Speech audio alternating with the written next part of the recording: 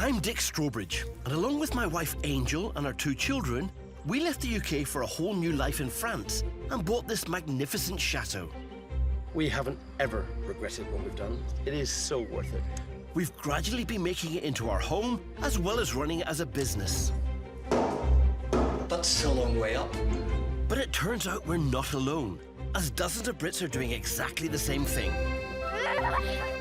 Sometimes you have to pinch yourself to think, I own that. In this series, Angel and I will reveal more about our journey as chateau owners. Quite a lot of scrap here. It's worth money. Might be able to pay you this time. And guide these daring Brits where we can. It's a solid old bridge, matey. As they renovate. This is looking good. I'm quite happy with this. Repair. I've never done this before, so it should be all right. And struggle to transform these buildings into their homes and businesses. Go, go, go, go, go, go, go, go. Absolutely magnificent. This is the glamorous chateau life that everyone thinks I need. Just trying to avoid getting my face near the toilet seat. This is not the way to make money. But however hard the going gets, these plucky Brits can always say they're kings and queens of their very own castles. Cheers. Chin chin. Today, It's where you need someone like Dick Strawbridge. I mean, he'd understand something like this. one couple's expansion plans are under threat from hundreds of bees. Look at that. They're swarming. And some tractor trouble. Can't believe I've just done this. And it's an incredibly stupid thing to do. There's design disagreement at this very ambitious renovation project. Can you do it with a glass roof? Absolutely, yes, we will do that, definitely. I'm actually being serious. And at our beautiful chateau, my mind's on food. You put cheese in here. You know, all sorts of salamis and meats and things can go in here. Building a food smoker. This is the subtle way of lighting.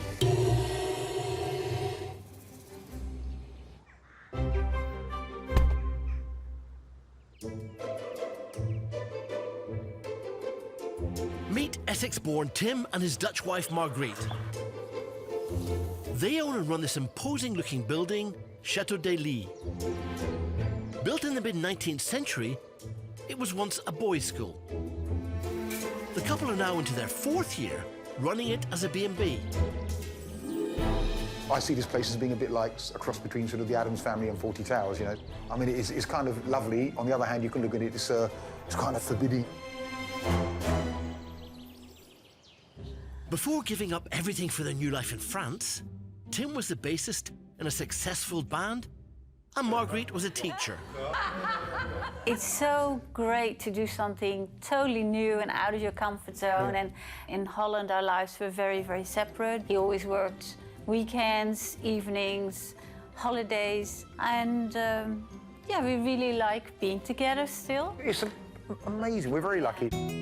Situated in northern France, in the Picardy region, it's a big place. 64 rooms, 5 of them used for bed and breakfast, and 2 holiday cottages in the 14-acre grounds. I love this place. I think it's great. When we arrived, it was basically one enormous bat's nest, actually, I have to say. It's the start of the summer season, and they're busy entertaining guests. This is our veranda. This is where our guests normally have the breakfast, and we use this lot as well. Arguably the nicest place in the chateau to sit and just look out the window, and for the price of less than a house in London, you can get all this with all the land and everything. They're reluctant to reveal exactly how much they paid for it, but I reckon they got a bargain.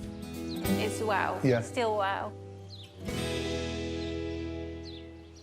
Of course, it costs a lot of money to live in a place like this. I think it works out about somewhere between 5,000 and 6,000 a month to run this place. It's actually a bit more than that. It's actually nearly 8,000. We don't really make money here yet. At the moment, they barely break even. But this year, Tim and Margriet are determined to make a profit. So they've come up with a bold idea, running a caravan park. Last weekend, if we'd have had these things in place, we would have earned another 1,000 euros for that week. That's, you know, we had so much demand. They have their first caravan booking for later in the summer, but the park doesn't exist yet. Their only caravan is a complete mess, and it's parked in the wrong field. So first up, Tim needs to tow it into place with this tiny tractor. Good luck, mate. The battery's not working, so So I've had to replace it with another one, except that the size of batteries in this particular area do not correspond with the size of the hole in the engine. I found a battery which fits to within about 25 millimetres, so I'm going to have to saw off the last 25 millimetres. Not a good idea. Do not try this at home.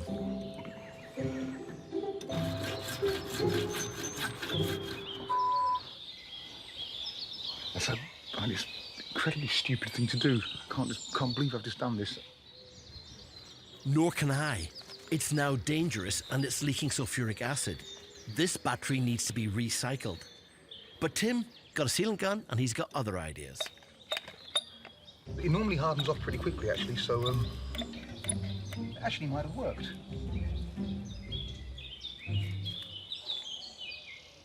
Except that it didn't. Take two. It's still leaking, you know. I'll be gobsmacked if this ever works. It hasn't worked. No surprises there. I'm beginning to learn Tim's not the type to give up. Incredibly, he's decided to place the battery on its side. I don't see a reason why it shouldn't work. It may function, but it will leak and give off dangerous gases. Well, I tell you what, it fits a lot better like that. If I'd have put it like that originally, wouldn't need to saw anything off. Definitely do not try this at home. Ah, a trusty universal engine starter.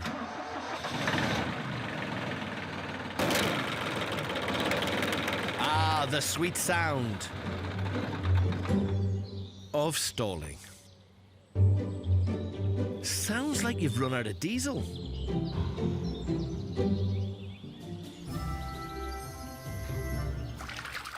Like Tim, there's nothing I like more than tinkering around an old engine, or even better, building my own invention. Luckily for me, I've got a chateau full of treasures left behind by the previous owners. Look in there. That barrel is in amazing condition. I've got a plan for one of these old barrels. If there's one thing I love as much as engineering, it's food. I've been building my own food smokers as a hobby for years. It's about time I made my first one for the chateau. I think I built my first smoker probably 30 years ago out of an oil drum. All you have to do is put a smoke box outside it, put some smoke into it, and you get smoked food. Now I just need a stove for the fire. It's another treasure hunt. I just love the fact that every time you come to the attic, you find something. That's almost too pretty. I'll use that probably as a stove as opposed to a smoker. And this little burner should be perfect. I reckon it's from the 20s or 30s and looks pretty much purpose-built. It looks like it's meant to be smoking food, and this is so ridiculous. Oh no, hold on.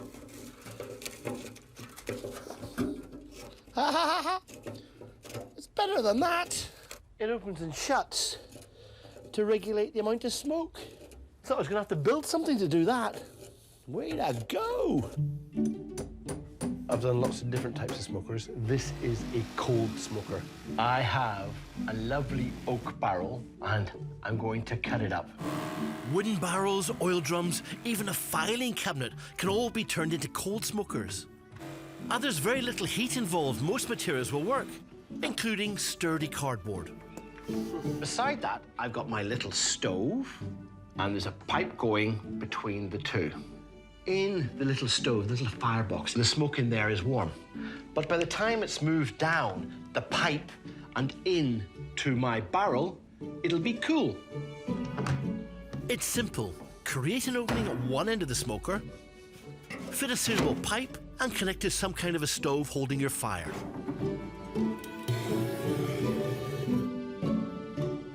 Fills this, everything in there gets smoked, and all my excess smoke goes out the top. You can put cheese in here, you know, all sorts of salamis and meats and things can go in here, and they will get smoke flavour in them without them cooking. I fancy some French cheese as the first food into the Strawbridge smoker. Just half a mile down the road, there's a fromagerie who specialises in beautiful soft cheeses. Perfect. Peut-être nous fumer notre fromage aussi. No. I think they understood what's going on. Ça, c'est bon. Oh, vous savez le plus grand. I was thinking what we could do is keep one to the side as a control, smoke two. Yeah, I'm up for that. God, we're going to be so full of cheese. Au revoir. Bye-bye. Thank you.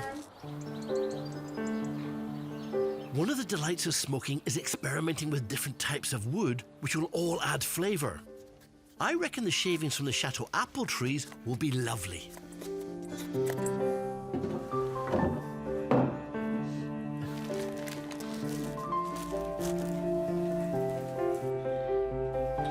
This is the subtle way of lighting. Darling, it will be 6 hours of gentle smoking, followed by 24 hours of waiting, followed by cheese.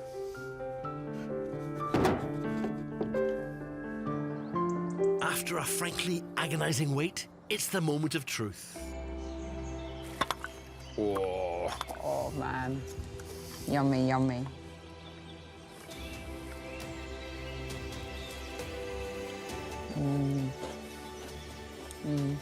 That works, baby. Delicious. Just as I knew it would be. When you sit down at a table that's got your food on it, and you think to yourself, life's good. It's beautiful.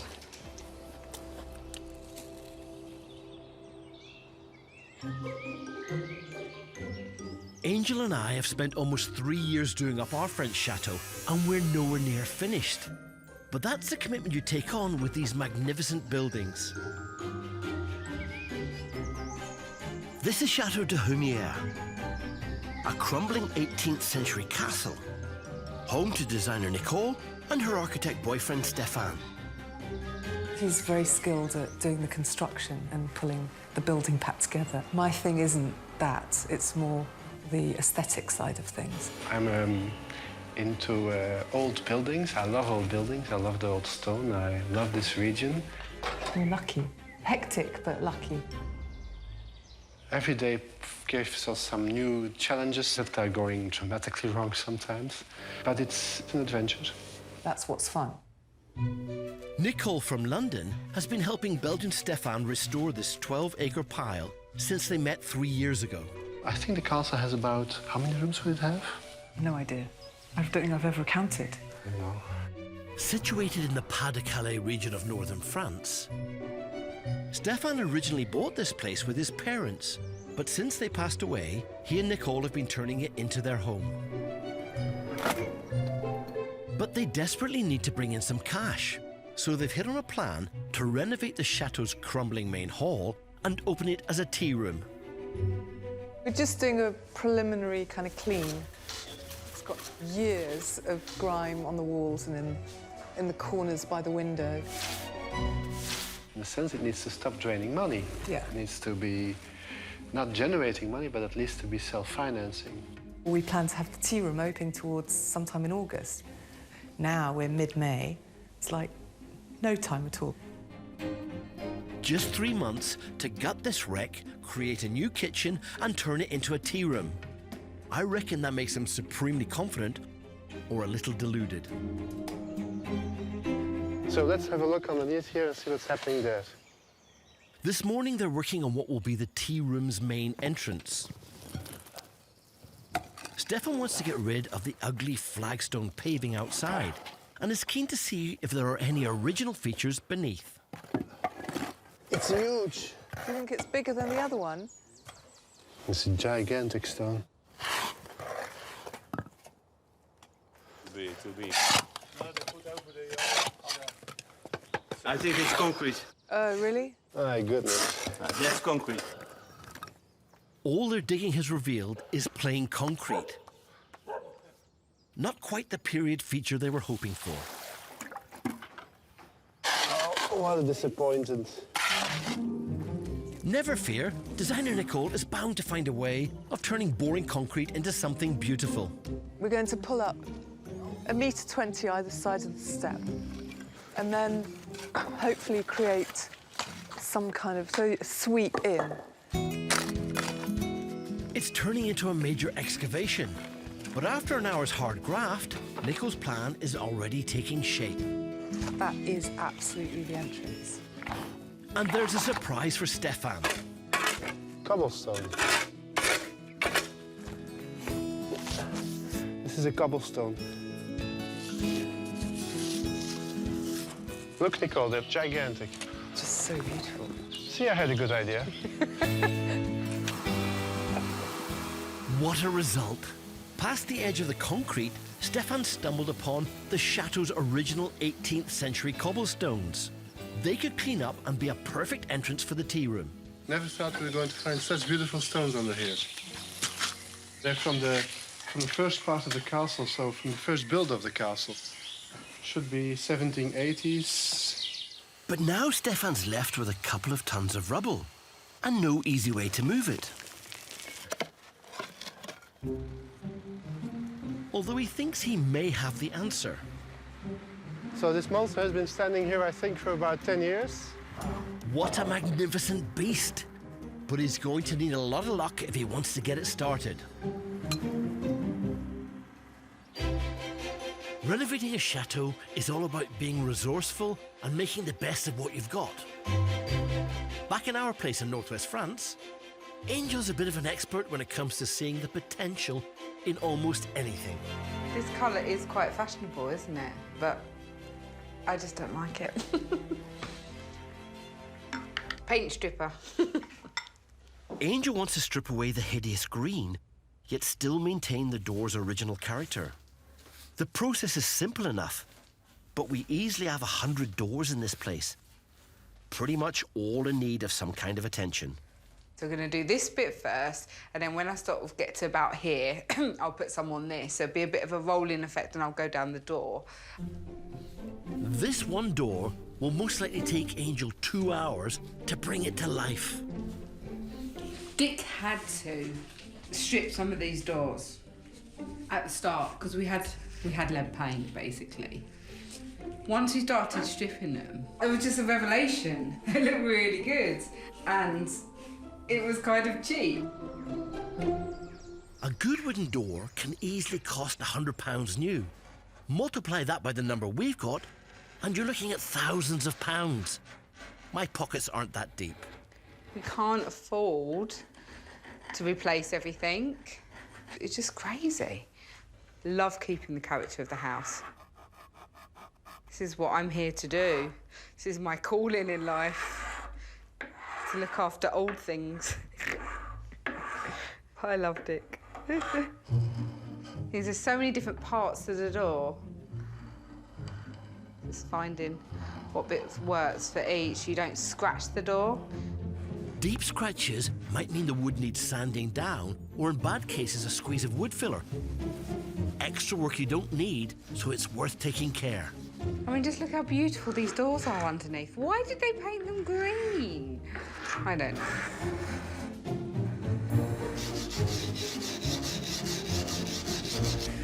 And the problem is I'm always under, like, the time schedule. The kids are coming home soon. That's the problem with jobs in the chateau. Sometimes everyday life takes over. It was weeks later before the door could finally be hung, but it was worth it. I was very, very surprised of how well it turned out. Even more surprised when we put a matte varnish on to seal it. Kind of dulled down the tones a little bit, and I've actually got something that I really love. So far, we've spent a relatively modest 3 years renovating our chateau. Check out this place that's a decade in and counting. For 1,000 years, overlooking the hills of Lautrec, has stood Chateau de Humier. The medieval fort is the ancestral home of the famous painter Henri de Toulouse-Lautrec. Lovely view. It's now owned by IT specialist Paul and his wife Alison, an HR consultant, who paid £650,000 for the chateau 10 years ago. We had a list of things we were looking for, and top of the list was that there had to be a wow factor associated with it. This definitely had the wow factor. And also somewhere that had lots of materials that we could use for the restoration. That was old tiles, roofing tiles, floor tiles, old doors. We brought a friend to look at it, and she said, do you realise there's a fine line between a renovation opportunity and a ruin? And I think you're really looking at a ruin here. They've worked for over a decade to breathe new life into this French relic and turn it into a B&B. These windows were originally just plastic over the hole in the wall. We had a local craftsman make these reproduction antique windows. Certainly add to the chateau, make it feel authentic. Located in the south of France in the Languedoc region, the local vineyards echo with the sound of ongoing renovation works. Paul is making an outdoor kitchen so that this summer's paying guests can have food and drink by the swimming pool. As with every job, he recycles the original material from the chateau. So this is some old oak. In a number of the rooms, we took up the floorboards, but if you cut off the crumbly bits and the bits that have been eaten, it's really solid. Oak has a heart, and that becomes as hard as steel over time. So by trimming them up and reusing them, we can make a very rustic-looking kitchen, and we've kind of restored part of the heritage of the house. Even though they do most of the renovations themselves, this place still costs an arm and a leg. The budget is around 50,000 euros to run this place each year, which means that Paul and I are doing contract work. We just want to be here because it's a fabulous place. This year, they're hoping to give up their contract work and run the chateau full-time by hosting more weddings, events that bring in more profit than the B&B and the small tea parties they hold. We've got to really plan the next few months very carefully. We've got to make absolutely sure that the kitchen is operational, that we've got furniture and everything organised. What are you doing? You've got your... I'm doing all of that. I don't know what you're doing. But there's one job that Paul has avoided all winter. Their swimming pool is the centrepiece for the wedding events. It's been slowly losing water, and the decking has subsided, making it dangerous. This decking settled down 6 inches, so we've got a small problem, but I think also that might be the cause of why the water's leaking, because there's a few pipes that come out here, and if the soil settled down, they could have snapped the pipes. So that could be the cause of the water leak. So I've got to dig up all the side of the pool. It's going to be really hard to repair. They need it fixed before a big wedding in a month's time. We're a little bit under pressure because the swimming pool's right in front of the Chateau, which is French for marquee. It's all leaking away. Where is it going? We don't want the customers to disappear down the side of the hill as the water washes the clay area away. Alison's off on a 3-week business trip to Australia and is expecting Paul to have it sorted by the time she gets back. It's not a job I'm looking forward to be honest. Some 550 miles north, back at Tim and Marguerite's chateau in Picardy, they're attempting to create a new caravan park to bring in much-needed revenue. Tim's trying to tow his caravan to its new home in the next field, but he's having tractor trouble. He spent hours trying to fit a new battery, but the problem is much simpler. I have got a feeling that it's run out of petrol or diesel. Ya numpty, I told you. How are you doing? Perhaps you could just pull the caravan. Might be quicker at this rate. I'm hoping that this is the problem why the engine stopped.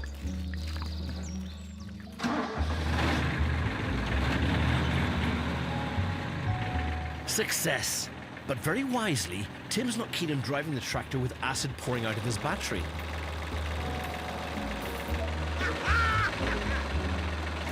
What I'm going to do now is be very, very careful not to stall it. Once it's been fired up, the alternator can keep the engine ticking over without a battery, but it's not great for the engine.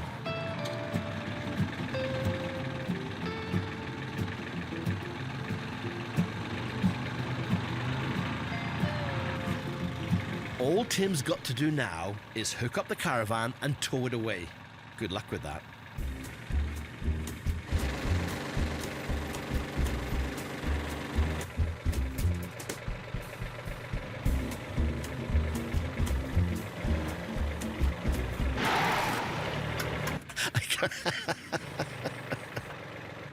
I think that's what kids today call An epic fail. I have to say, it's beaten me. This hasn't moved an inch.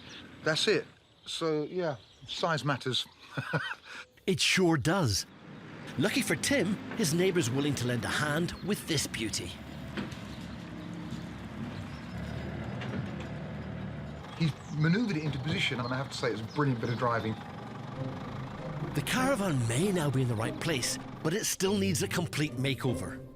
It'll be spruced up, put some glass in the windows, change the top bit, change the bottom bit, stick a new chassis on it. Just a bit of work then. Back at Nicole and Stefan's chateau in the Pas de Calais. They've a tight deadline to turn a grand but derelict hall into a high-end tea room and terrace, so the chateau can start paying for itself. But the exciting discovery of some 18th century cobblestones has thrown up several tons of heavy rubble. Stefan's putting his faith in this rusty old digger. So this monster has been standing here, I think, for about 10 years. Let's see if we can start it up. Good luck with that. First, Stefan checks the battery. Why doesn't it want to start? Come on. It looks like it's dead. A crude way of testing it is to short-circuit the battery. If the battery sparks, then there's some charge, but it's not recommended. Aha. Bingo! This antiquated French digger might actually start.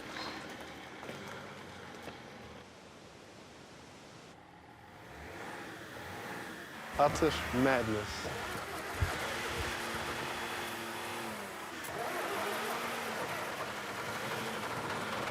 Unbelievably, the engine seems to be ticking over fine. Now there's just a small matter of learning how to drive it.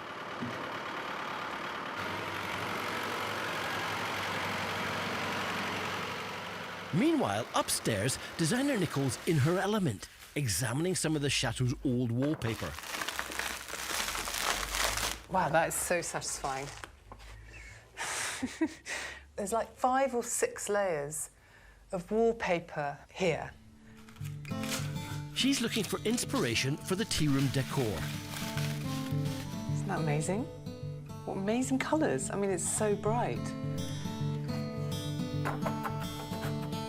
Wow. Can't get over how stunning it is.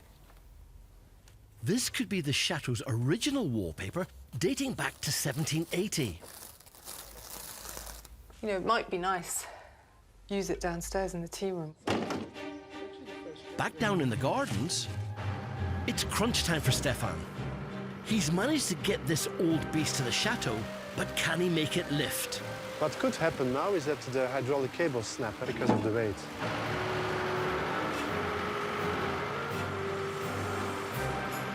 Bingo!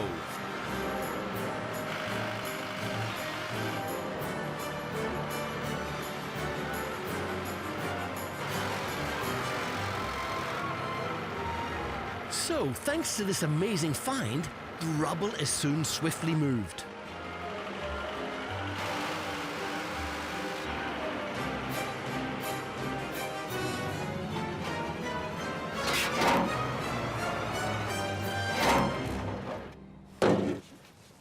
So you see what you can find on the castle, eh? Wow. Inside, Nicole's keen to share her wallpaper discovery and sell Stefan on her plan to bring it back to life in the tea room. Oh my goodness. It's busy, yeah? It's very busy. What we'll do is copy that.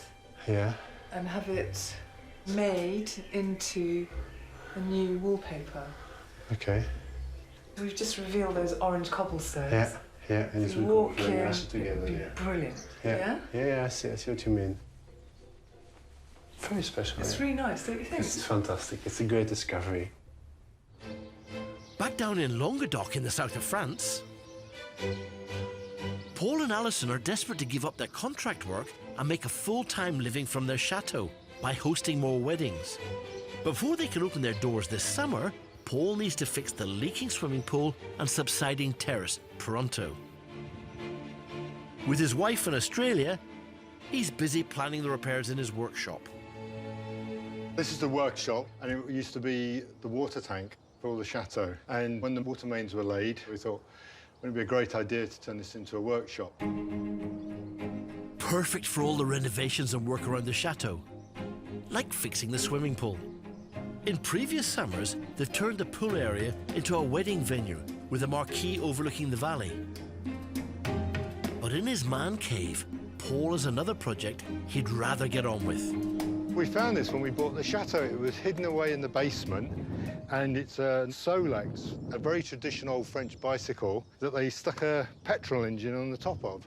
So this petrol engine's got a little rubber wheel, and it turns the front wheel, and you start the engine, and you push it forward, it connects to the front wheel. You zoom along, you can get a good 20 kilometres an hour out of it. So it'd be great if I can get that going. Yeah, perfect for popping into town and getting a baguette in the morning. Not sure Alison will be happy to come home and find you spent your time fiddling with that bike.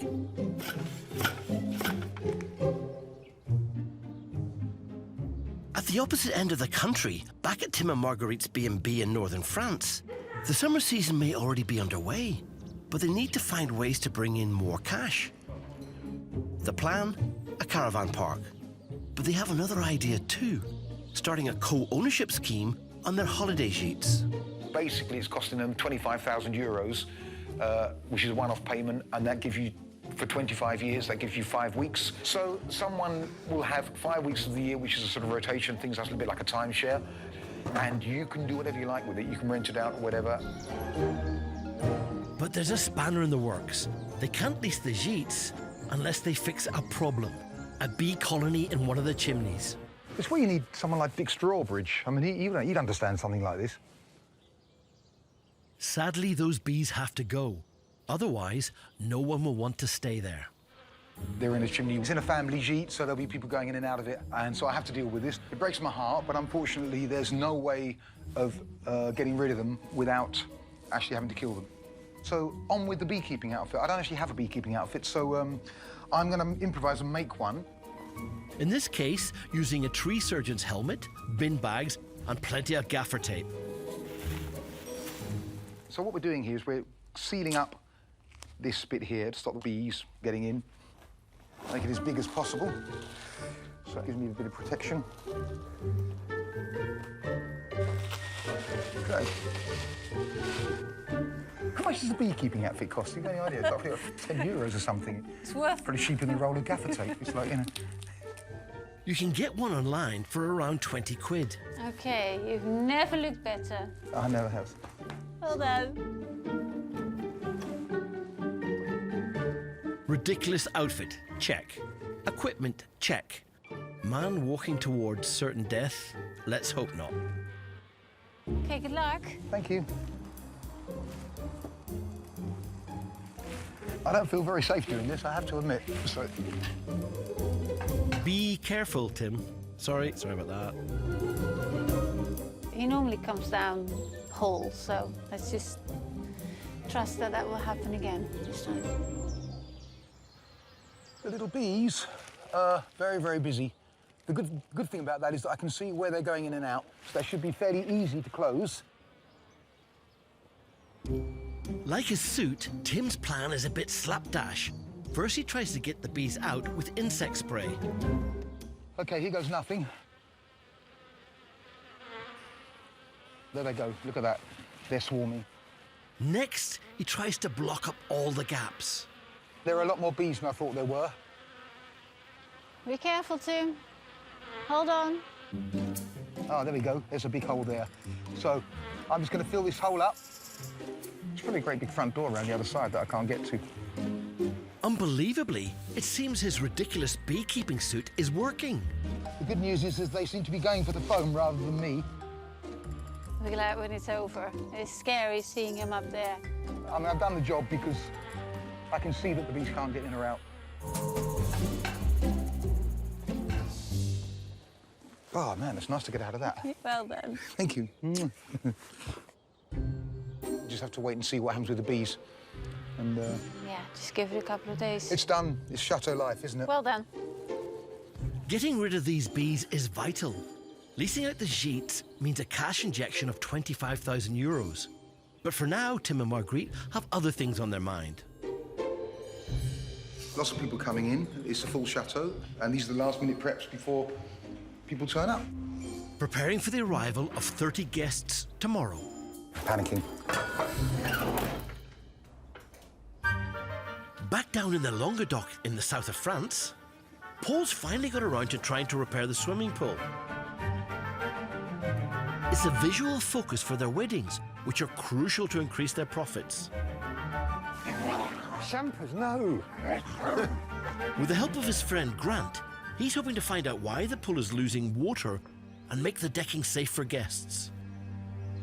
So what we do, I think, Grant, is take the wooden flooring off, dig down, have a look, fix the repair, fill it up, check it's all working, and then job done. OK. If we get a push on, we'll be done today. Optimistic. Paul's wife Alison is away working. And we sort of need to know which end is which. Yeah, right, all on the right-hand end. And once it's sorted before she gets back. We've got a real problem. We've really got to find out what's happened and why it's leaking. Otherwise, we could have a disaster like this when we've got customers here in the summer. The outer edge of reinforced concrete, that has also managed to sink down. How deep are they? Half a metre. Then we just have to carry on taking these things off, right? It's taken the best part of 10 years to turn the terrace into a fantasy wedding venue. And just over 6 hours for Paul and Grant to turn it into a building site.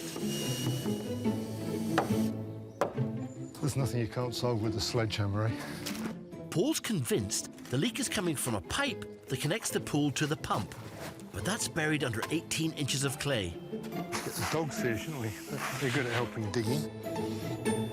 Don't see any obvious. I'll put the pool pump on, create more pressure in that circuit, and we could see if it's dripping out then. It's possible that by increasing the pressure in the pump, water will be forced out of the leak, revealing where it is. Well, what do you think? Is it leaking? Not yet. It's as dry as a bone.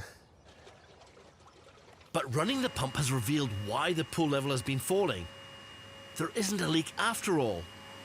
Some equipment in the pool house was draining a bit of water out the pool when we didn't notice. Now they can get on with fixing the dangerous subsiding decking. And Paul has a solution for that. We have lots of wood that we've used in other projects.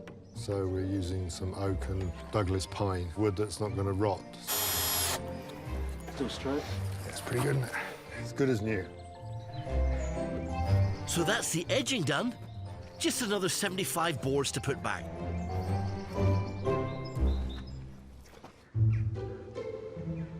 Back north in the Pas de Calais, at Nicole and Stefan's dream chateau, they're turning their attention to their crumbling tower. The only surviving, just about, feature of the 18th century fortifications. They aren't yet sure what they're going to do with it, but it urgently needs to be made safe. See, that's actually the entire roof that collapsed on this floor. You see the rafters of the roof lying there, and all the bricks. All that fallen debris, plus years of weeds, need to be cleared off the internal beams so Stefan can make the tower more stable.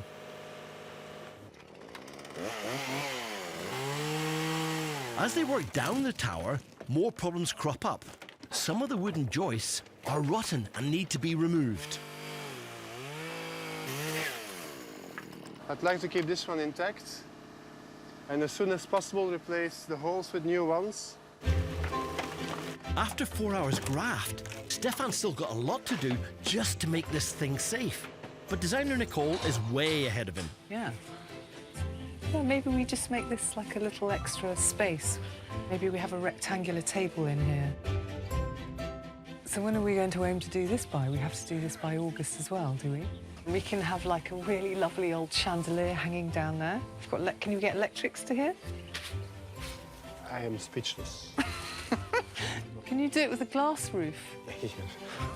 So we can... Yes, we will do that, definitely. It's done. Just come back in August, it'll be finished. So I'm actually being serious. It would look amazing. I'm very serious, actually. It would look amazing, but I think there's no way that it's ever going to happen. When it comes to interior design, I get the impression Nicole doesn't joke.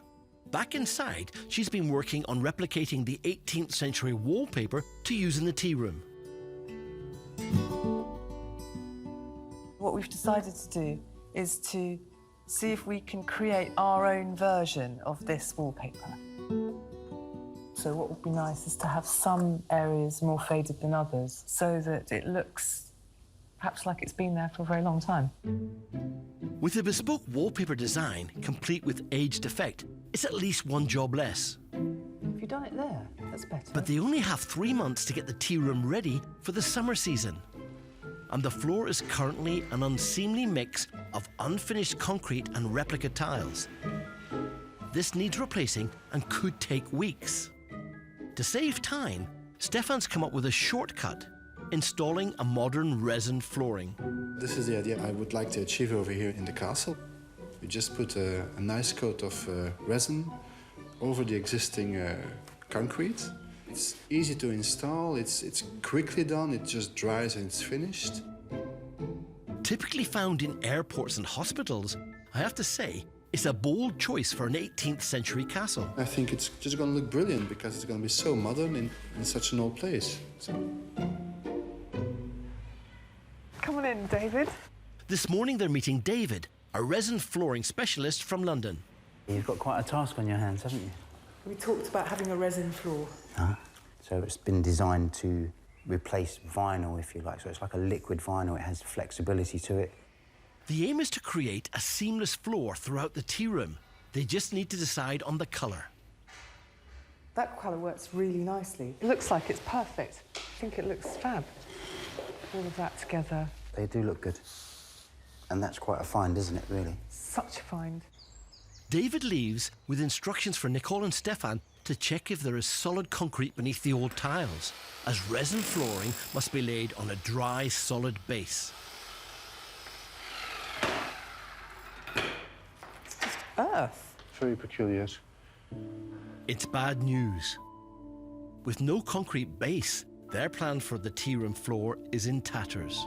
The thing is that in order to put the resin floor down, it has to be free of moisture below it. Otherwise, it can bubble. What we've discovered is all this kind of clay-like substance, sand, that's got a very high moisture content. It's kind of a nightmare. It's a blow to their hopes of opening the tea room on time and starting to bring in some much-needed cash. Down in the south of France, things are looking much brighter for Paul. The swimming pool and decking are all fixed. He can now return to the love of his life. It shouldn't be rattling. He found it in the chateau when he first moved in. It's an S2200, so it'd be interesting to see what year that's from.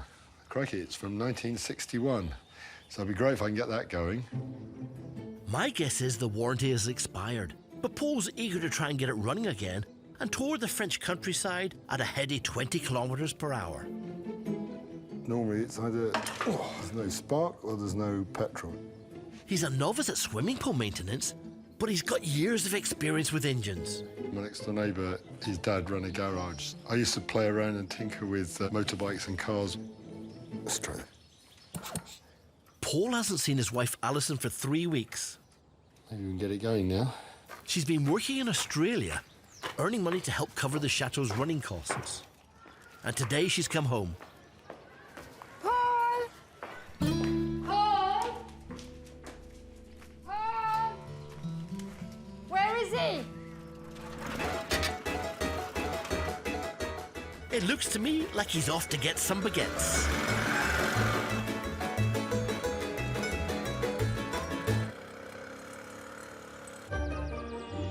Next time, there are shocks in store at Paul and Alison's as they renovate their dungeon. Fingerbone. Oh, yeah, fingerbone, yeah.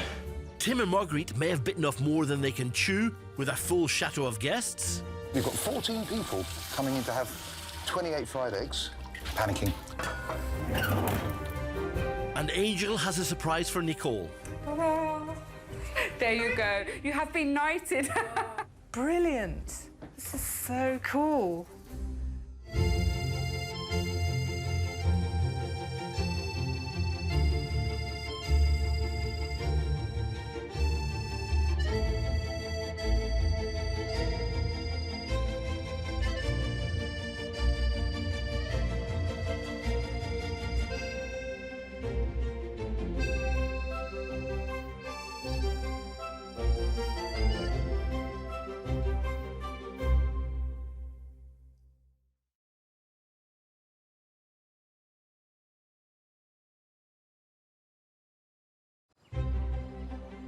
This is me, Dick Strawbridge, my wife Angel, and our 2 children in our glorious French chateau. We haven't ever regretted what we've done. It is so worth it.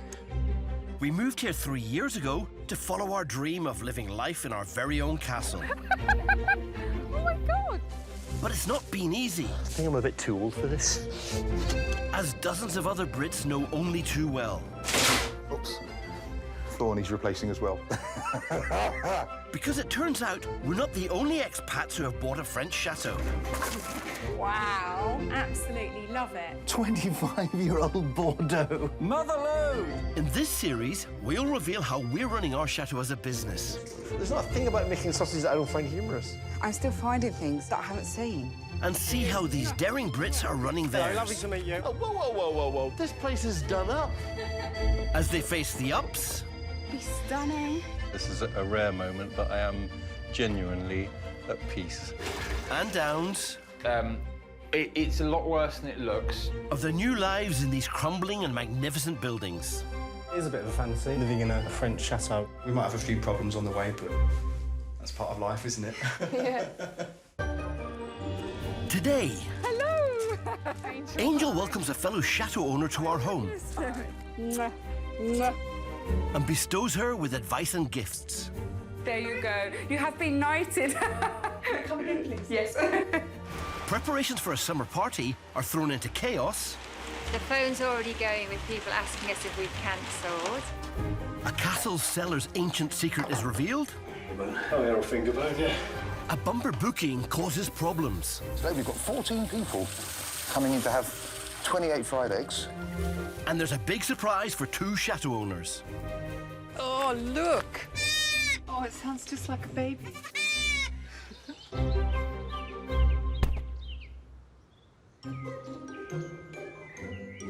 Chatau de Humier is a crumbling 18th century castle being restored by British designer Nicole. There's bits that still need to be filled and then sanded down, actually. And her Belgium architect boyfriend, Stefan. We took on the castle because it was a great challenge. You could call it an adventure, yeah? We're lucky. Hectic, but lucky. Stefan inherited the chateau, located in the Pays de Calais region of northern France, from his mother. I owned the castle, the chateau, for a few years before I met Nicole. And this was after the death of my mother's. And 2015, we really started with, you came here for the first time. That's when things properly kind of kicked off. Decided that we'd get involved and do this together. They want to turn this place into a B&B. We will be renting out parts of the chateau for people to stay in. Holiday rentals. But they need to generate income to renovate it. So we're planning to open a tea room in 4 weeks' time. It needs to stop draining money. Yeah. It needs to be self-financing. That's our new adventure, how to make this self-financing. It's just off a main road. And how many people did you say go roughly? It's about 2,800 cars passing through this village, 500 meters further, a day. They were planning to lay a resin floor, but discovered there was no concrete layer under the current floor on which to lay it. It's not even really as if we can say this will be phase 2 of the tea rooms because that's the main entrance.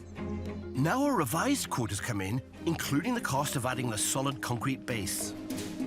So we've just had this email come through, which is like, oh gosh, is it really that expensive? 10 grand is too much. So you won't have an epoxy flooring. That's the verdict. It's come out of budget. The resin floor's now out. The flooring is only one of the jobs to get the 100 square metre hall ready on schedule. We've got wallpaper planned for here. We're going to be doing painting still in here. We've still got to get the lintel on the fireplace. There's lots to do. Finish the windows, finish the walls, finish the ceiling. So we have 4 weeks to turn everything over and to put the flooring in here. So we need to find a different solution and come up with one very quickly if you want to get it done in time. We also have to decide whether we're going to dig this floor up and put underfloor heating on. Not now, it's impossible. Taking it out will take us a week, pouring in the concrete. I mean, 4 days, 3 days. And then having it dry in 2 weeks' time is so impossible. It could be that actually what we opt for now maybe is, well, we just paint it temporarily. Yeah. They've got some serious thinking to do. What can you do? You know, you're in the middle of something, what do? Bail out halfway through that? You can't. You have to see it through. So while they ponder, they tackle another job. Cleaning the facade of the chateau. It's the first thing that visitors will see, so it has to look great. Clean out the gutter whilst we're up here. Cool. Scared of heights? No, really not. I don't like it either. Don't you? I'm okay with it, but because I have to. Yeah, we reached it. Okay, so we're going to sand the stone, so we get back this nice white. I like this look though. of it. I really like that. So sorry. It has to go. It has to go. Wait. It's really lovely there. It has to go. Why? Come on, it's not nice. You have this nice white stone, and then you just clean. It's really beautiful. Oh my Look goodness. at the colour of it. You should like it. It's orange. It's really lovely. When are we getting? Are we going to replace that soon? No, it looks nice without glass. Of course we leave it. No, it does. It's got plastic there. We just leave it because I mean, if you like this, we just leave it like that also there. It's not funny. Love you. But you do not see this from below. Yes, you do. You don't. Below, you only see a yellow stain. You think like, right, maybe. Okay. A little bit. Okay. Nicole relents on the stonework's orange smudge, but wins on replacing the plastic window. So when's the plan to replace the glass in Actually, here? as soon as possible, but I never had a chance Should to we measure measure it now? Let's measure it straight away. It's a good idea. It's a quarter circle, 40 high. My goodness. Wow. I have to replace this piece of wood also. Okay, let's go down. You ready? Everything's measured? Yeah. With the window to replace and stonework to sand down, the work to do here is just mounting up.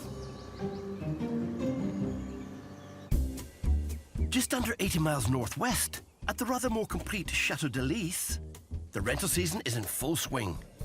Tim and Marguerite have owned the B&B for 4 years after spotting it on holiday. I thought it was the nicest place I'd ever seen. It was unconditional. I just fell in love with it. We loved it, and we decided on the spot to buy it, and I think we signed 2 days later. Brit Tim retired his bass guitar from the successful Dutch band he'd been in for 26 years, and they moved to their new home here in the Picardy region of France. When you've done all that, once you've got the glory of the whole rock and roll bit, what you're left with is actually the nicest thing is meeting people.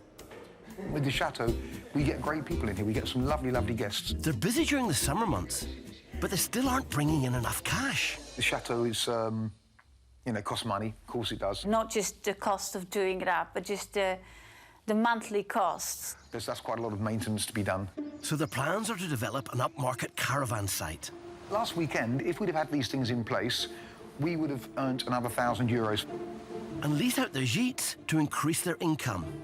Basically, it's costing them €25,000, which is a one-off payment, and that gives you, for 25 years, that gives you 5 weeks.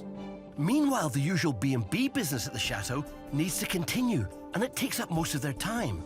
And right now, they're preparing for 30 guests who'll be staying over the Easter weekend. We take Easter very serious for a bunch of atheists. Lots of people coming in. It's a full chateau, and these are the last-minute preps before people turn up. When it's Easter, you want to, make it festive. Everything nice and light colours. Just do a few things for our guests. They've roped in daughter Donna, who's visiting from Holland, to help with the decorations. It's quite an Eastery flower arrangement. Very Eastery colours. And 9-year-old little brother Joe's sort of helping out too. You think I should put them in? Okay, I'll put them in. Thank you, Joe, for your help. Before the guests arrive, Tim's checking on a bee problem. It's been 2 weeks since he tried to get rid of a hive in one of the gîte's chimneys. I must admit, it still gives me the willies climbing up this ladder. The hive was deep in the chimney and impossible to move, so Tim had no choice but to destroy it. In fact, I'm climbing up here without any protection as far as, beekeeping gear goes. So it does mean that I'm fairly confident that they're not going to be alive, so... Tim blocked the entrance to the hive and is now checking if the bees have gone. And the first thing I see is 2 bees. Score 1 for the bees. They're all going in a hole. They've made themselves a new hole. And the hive is still there and still functioning. And the only worry is that they're going to spot me, and then they're going to decide that I was the guy who ravaged their whole existence last time, and therefore they're going to attack me. But you have to admire them. It's completely brilliant. Not as active as it was, though. There's definitely a lot less bees than there used to be. I just need to get some more gunk and do it again, basically. He has to fix the problem, otherwise they won't be able to lease the gîte through their new co-ownership scheme. And to be honest, all I can realistically do is keep gunking. If I don't get rid of them, I haven't got a clue what's going to happen. I mean, I'm trying to get rid of them. I mean, it's not... Failure is not an option. Things happen. If you're not practical and you don't see a solution straight away, it would be really difficult to keep this place going. As if on cue, another problem comes up that they could do without on Easter weekend. The dishwasher's blown up, it's shorting. Everyone knows these if you work in the hospitality industry. You fill up your thing there, shove it on there, close that, push the button, and in my case, pop, the whole chateau shuts down, which is my problem at the moment. So just to prove that, I'm going to switch it on, and you switch it on there. That was the sound of everything shutting down of the whole chateau. So I'm just going to put that back again and have a look at it.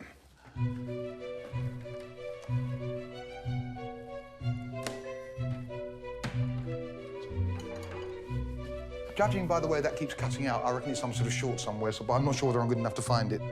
And if he doesn't, that means a weekend of washing up by hand for Tim with a house full of guests.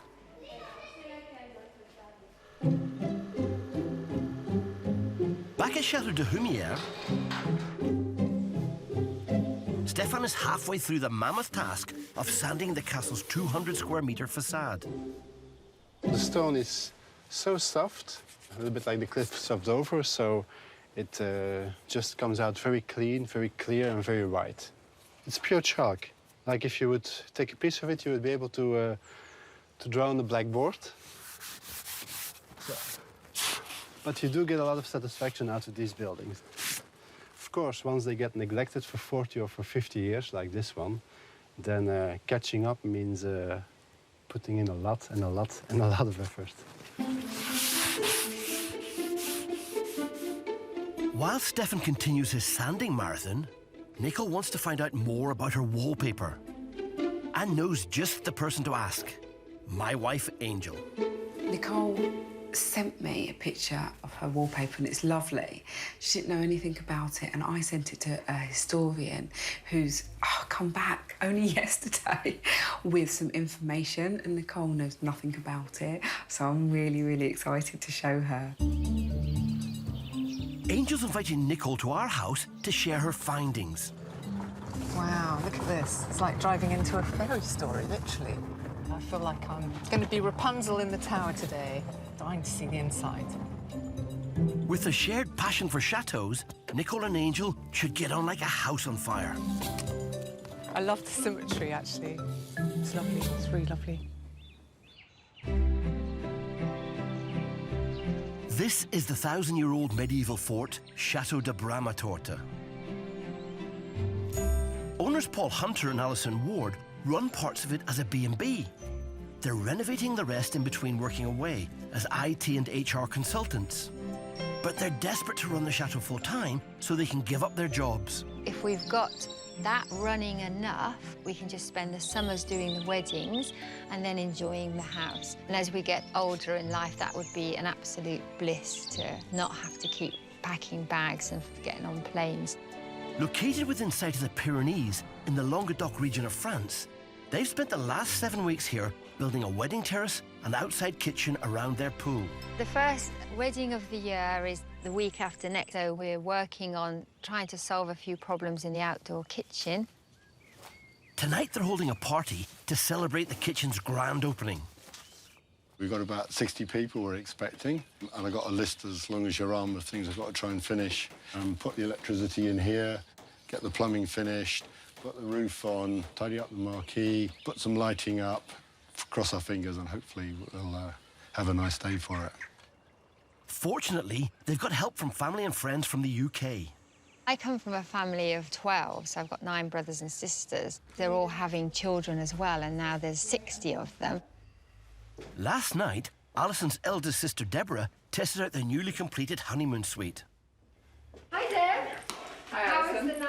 bed is the most beautiful, comfortable, oldest, most expensive bed I've ever slept in my life. But yeah, so the bathroom is fantastic. I love the bathroom.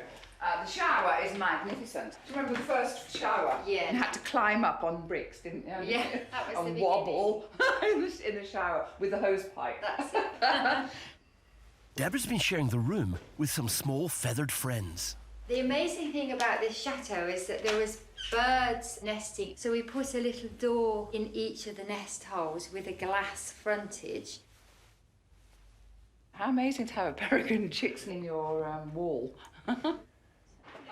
Back on the terrace, Paul's roped in Alison's brother Dominic. Yeah, you should. Hang on, You get the wire. For some last-minute electrical work. You're just thinking how sexy I look in my pyjamas. Are you concentrating? Yes, I am. Yes, I am. 3. Right, I'm just going to turn the electricity on. Let's check they work. Okay. Meanwhile, in the new outdoor kitchen, Alison's taking charge. Keep all the glasses up here, but in different types, maybe wine and champagne and that sort of thing. I know I'm the eldest, but she's the bossiest.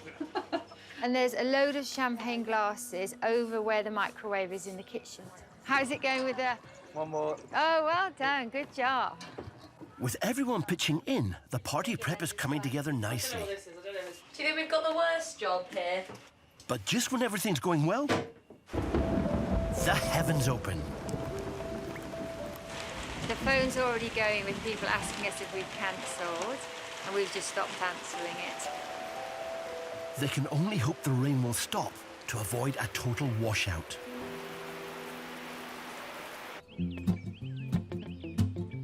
Nearly 600 miles north, Chatdeise is fully booked for the weekend. But owner Tim still hasn't been able to find the fault in the dishwasher, which keeps shorting the electrics. It's beyond me. I can't do it. So, time to call a professional. Noël, merci beaucoup. C'est ça. Si que j'allais le allumer comme ça, c'est tout est coupé. And after working on it for 1.2 seconds... Ah, yes. No. No. Up. Oui. Là. OK. La plaque touche le fil et ça fait disjoncter. C'est tout. C'est tout. C'est tout. The electricians cracked it. Formidable. OK, so he's saying that there's a metal plate which is basically joining the earth to the negative, and that's causing it to trip. And that's how easy it is, unless you're an idiot. So we're going to switch it back on again and see if it works. Oh, ça va marcher? Oh. Brilliant. Ah, OK. I feel really stupid, you know. Merci, monsieur. Thank you. Au revoir. Au revoir. Now they can concentrate on the Easter Sunday celebrations. Okay, well done. But come the big day, it's not long before Tim's having another kitchen nightmare. 22 bits of bacon we need, is that right? And is overcome by a huge breakfast order. Panicking. This is our place, Chateau de la Motte-Husson, based in the Pays de la Loire. Today, Nicole, a fellow chateau owner, has come here to visit my wife, Angel, and find out about the origins of the wallpaper she discovered in her chateau. Hello!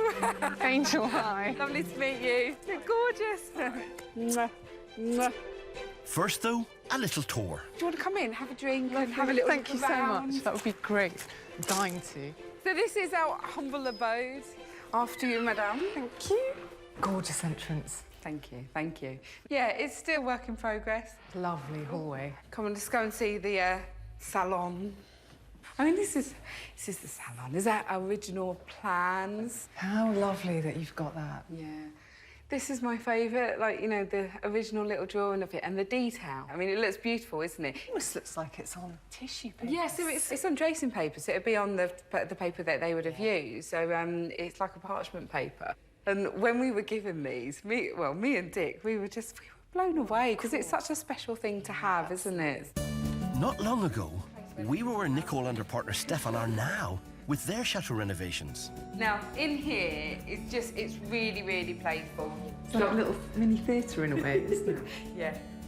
So we've got 47 rooms and they all need attention. Right. I have to kind of manage my frustrations with wanting everything done continuously. So I'm sure you're in the same boat right now, aren't you? It's like a living thing, isn't it? You're constantly looking to fill the gap. Yeah. Right, now to business. You know, you sent me a picture of your beautiful wallpaper. Mm-hmm. I've got something to show you. Okay. So come with me. When we moved in here, Angel found rolls of old wallpaper in our attic. Through here. And she used them to turn one of the turret rooms into her very own wallpaper museum. This was my labour of love. I think it is so beautiful. Thank you. Yeah. It looks amazing. I come in here and I always smile. I mean, I love wallpaper. Take a seat. Let's relax. Can I have a little snooze? I could have a little snooze right now. This room, every single wallpaper here has been used in the history of the house. I mean, this is how we found it. Oh, I see. It was just so well preserved. You can see these have been hand painted. The colours are so vivid, aren't they? It's like really brightly vivid. That's the back hallway one.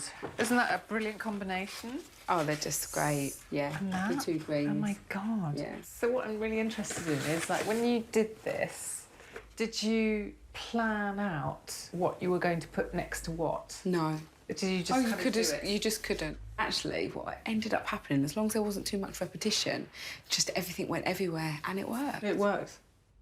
Nicole brings out a sample of the wallpaper from her chateau. She emailed Angel a photo of it a few days ago. Wow, that's gorgeous.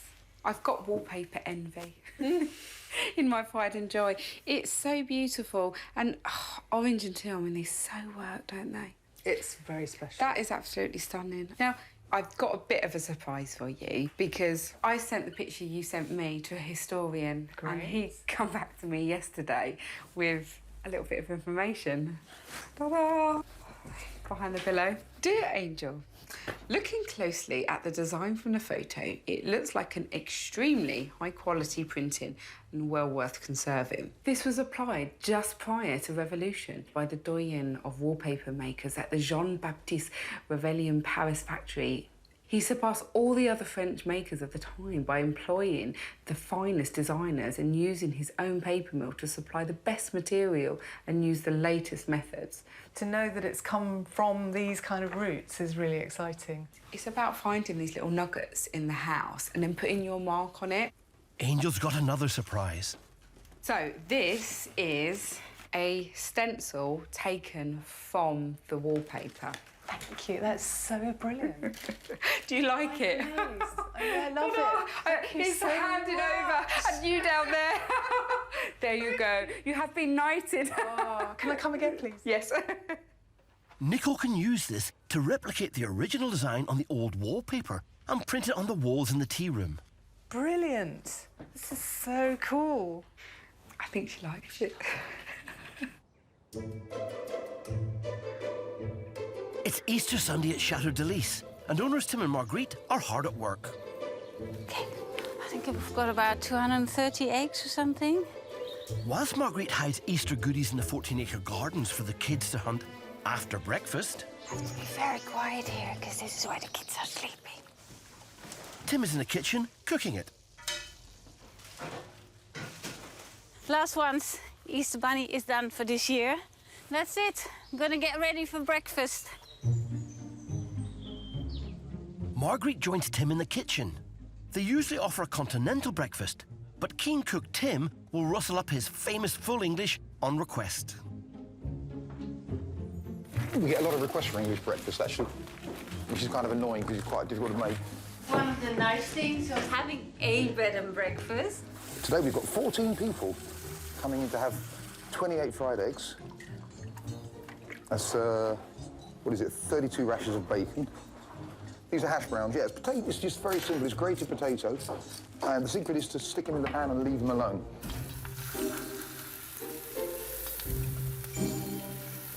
And Tim also loves offering a taste of home. Hot crust buns. Not that Marguerite seems impressed by them. I think they're a bit boring, to be honest. I think there's loads of great stuff coming from the UK. Hot cross buns, maybe not one of them. Cover your ears, Tim. 22 bits of bacon we need, is that right? Have you counted them? No. I'll just keep going. I think when everyone turns up, it'll be okay, and I'll chuck a few more in. As the guests start to trickle into the dining room, things are heating up in the kitchen. So you need 5 English breakfasts. Yeah, so that's one child, isn't it? Yeah. Okay. And it all gets a bit much for Tim. Panicking.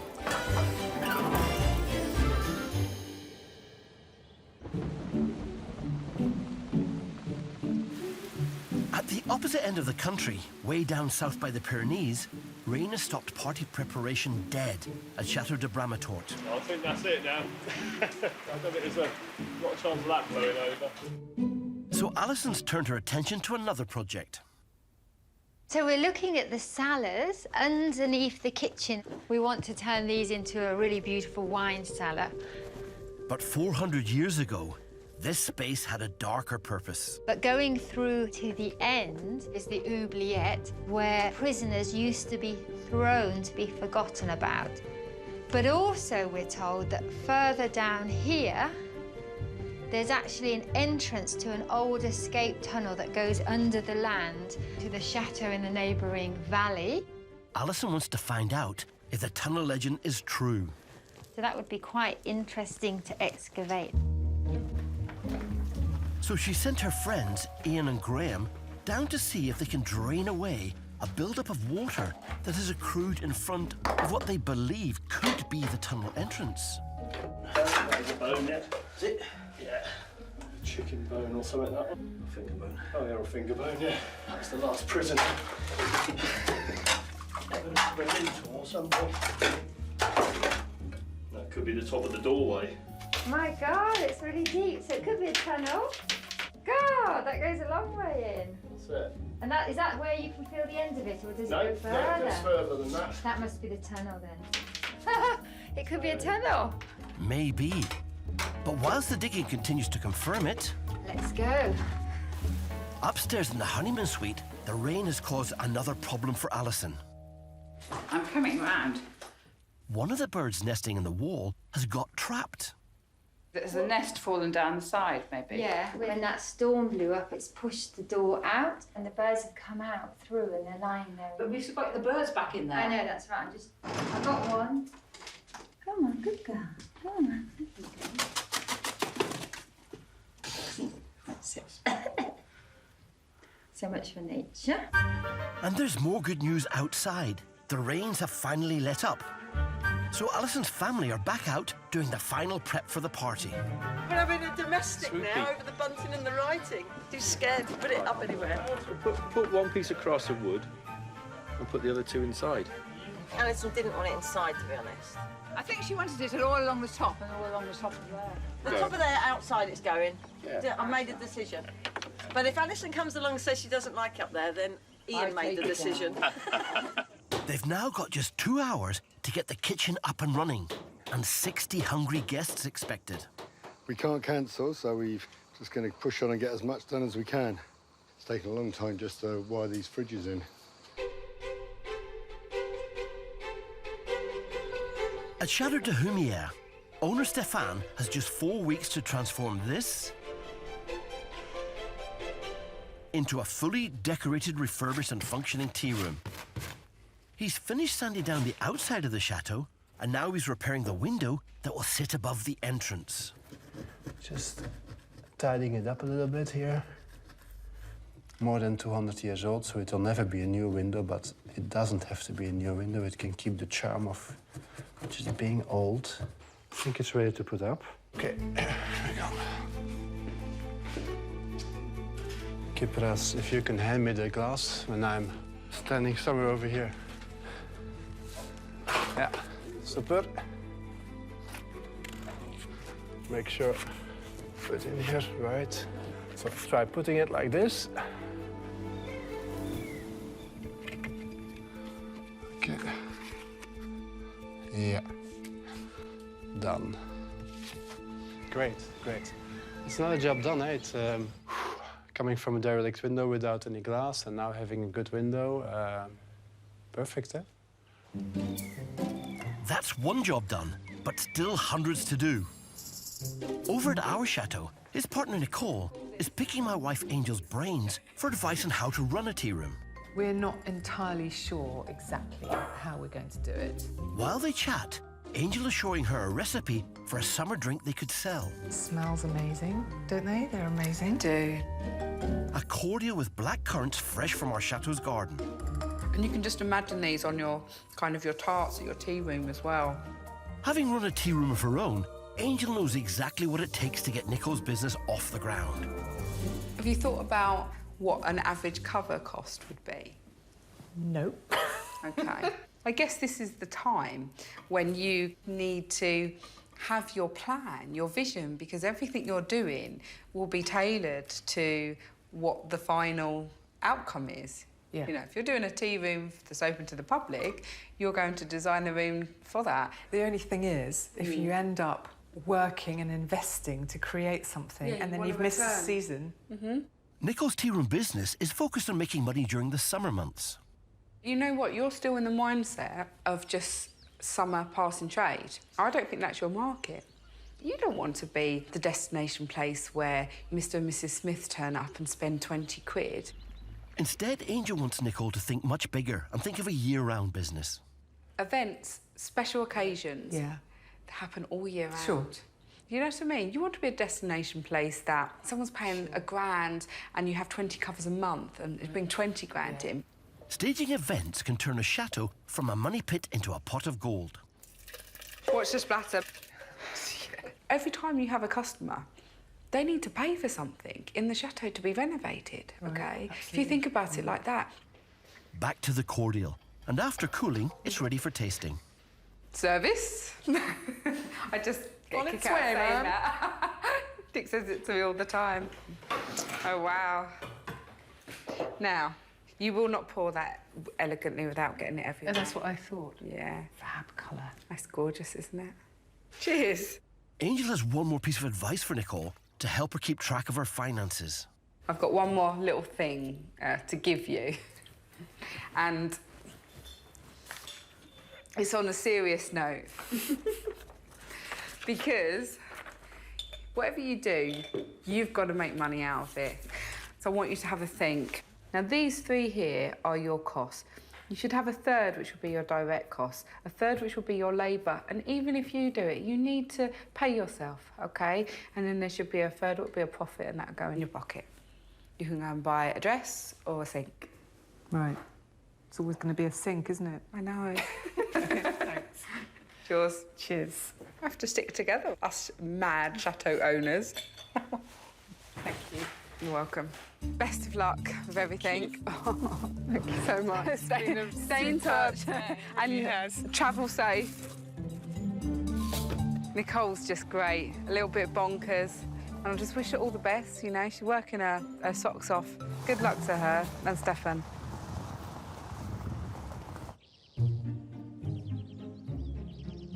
At Chatau de Humier, Tim and Marguerite are reaching boiling point making breakfast.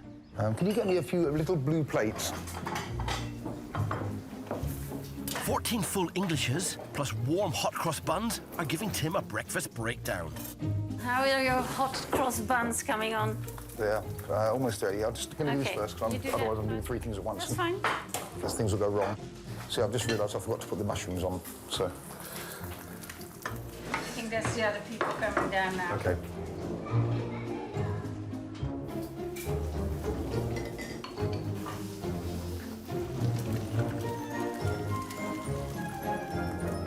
So these ones are all ready to go, yeah? Yeah, just the mushrooms, they can go. Tim's managing to keep the wheels on and get the breakfasts out. I've got 4 more to do, and then it's...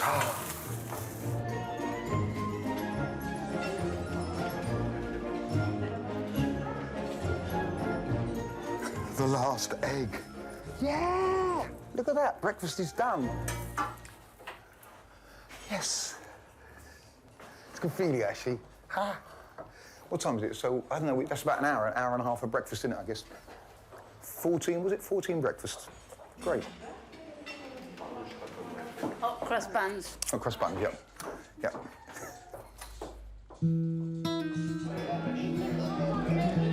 hard part of the breakfast over, Marguerite hands out the homemade Easter bunnies to the guests' children. Do you still believe in the Easter bunny? Yeah. You can choose one for yourself to take home with you. That one, okay. But what children really want at Easter is chocolate. Il y a plus de baskets arrivent.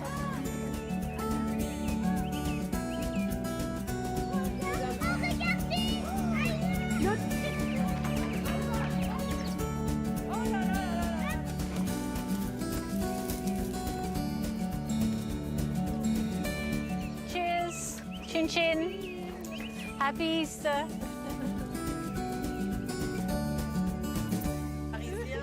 It's been a great weekend, and Tim and Marguerite are in their element. There's a house on the hill. You just come and do what you feel. One of the best things about chateau life is just the unexpected number of nice people that you meet. So come on up. For me, the best thing is that every day is different. There's never a dull moment, and I think that we really, really like that.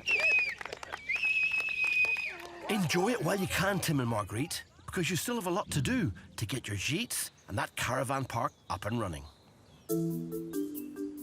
At Chatau de Humier, it may have stopped raining, but the water around what they think is the tunnel entrance refuses to drain away. There's no water pipes to go around there.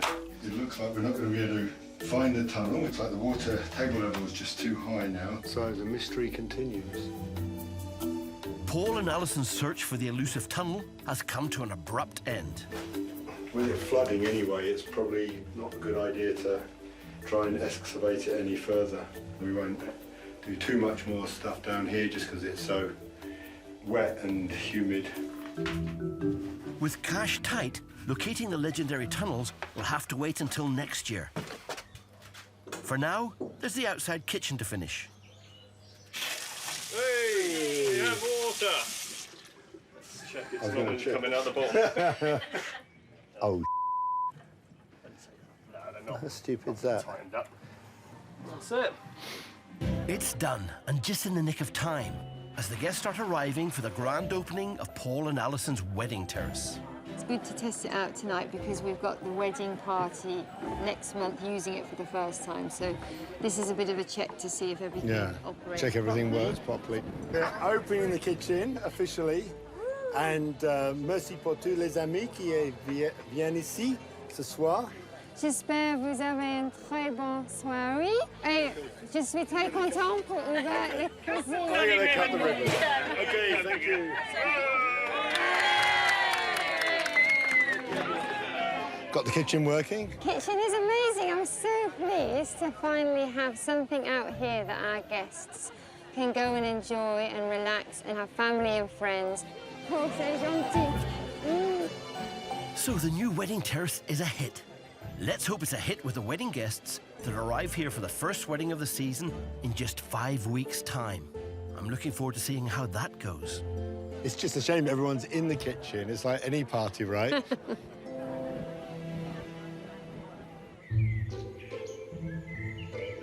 It's a glorious day at Chatau de Humier, and the exterior of the castle isn't looking too bad either. You're such a bloke, really, aren't you? Definitely. Stefan's finished renovating the facade and got Nicole's seal of approval. Also, Nicole, I did cleaned the round window and put in the glass. It looks brilliant. Now we have to clean the second floor a little bit more, and some more jointing on the second floor. A few more shutters to be painted. The moss has come off, and it looks much better without it. Yeah, big difference now, huh? But it's really good. Now it just looks cleaner. Having signed off the outside, Nicole wants to get on with the work on the tea room interior, starting with testing Angel's stencil of her wallpaper design. Little. Forget that.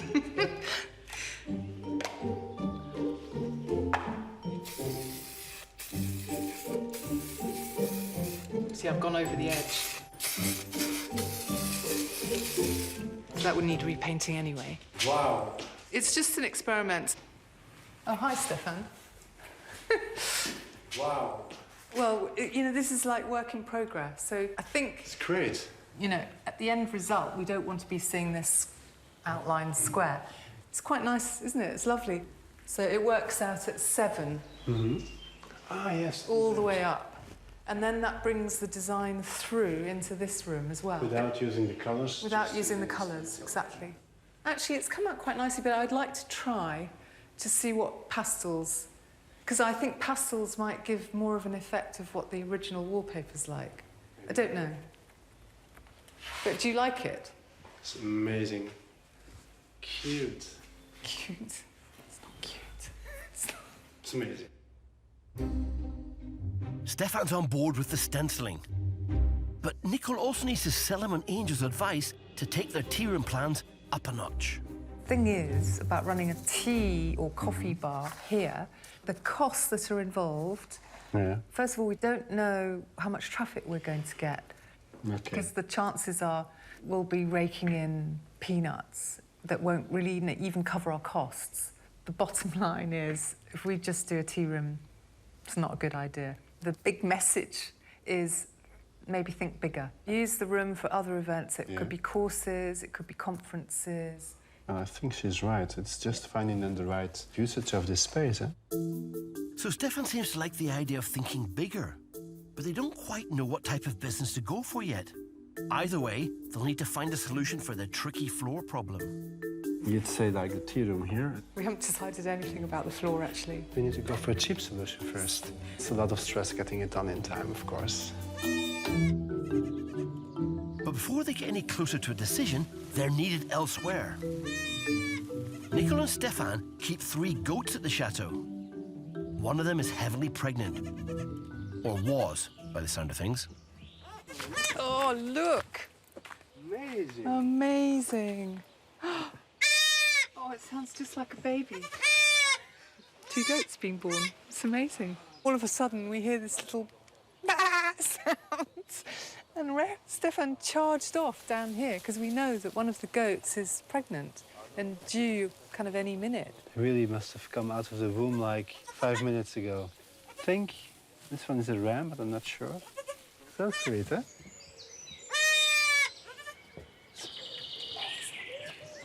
He's standing up now. And they're really best with their mama. I'm just really glad we were here to witness this. I can feel its little heartbeat. That's real life, isn't it? And OK, renovating a chateau is real life too, but sometimes you get caught up in the minutiae of the detail and the costings and the stress of it, and then you have something like that happens and takes you right out of it, which is really nice. Oh.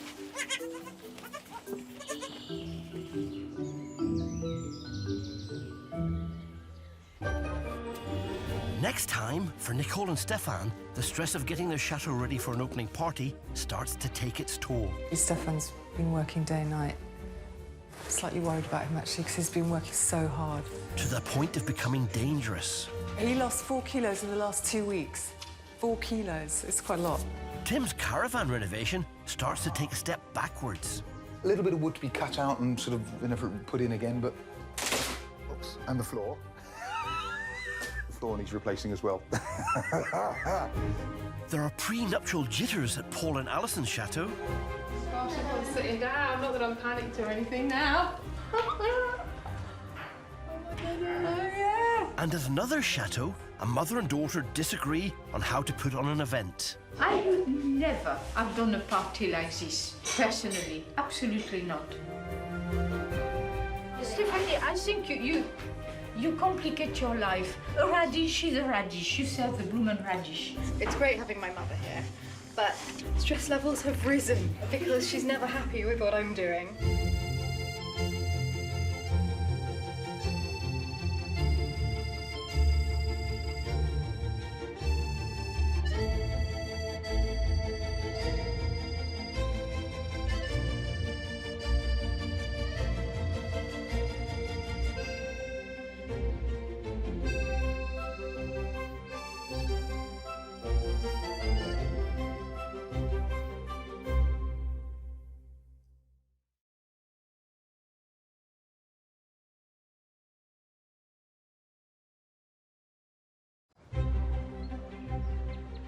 That's me, Dick Strawbridge, my darling wife Angel, and our 2 beautiful children.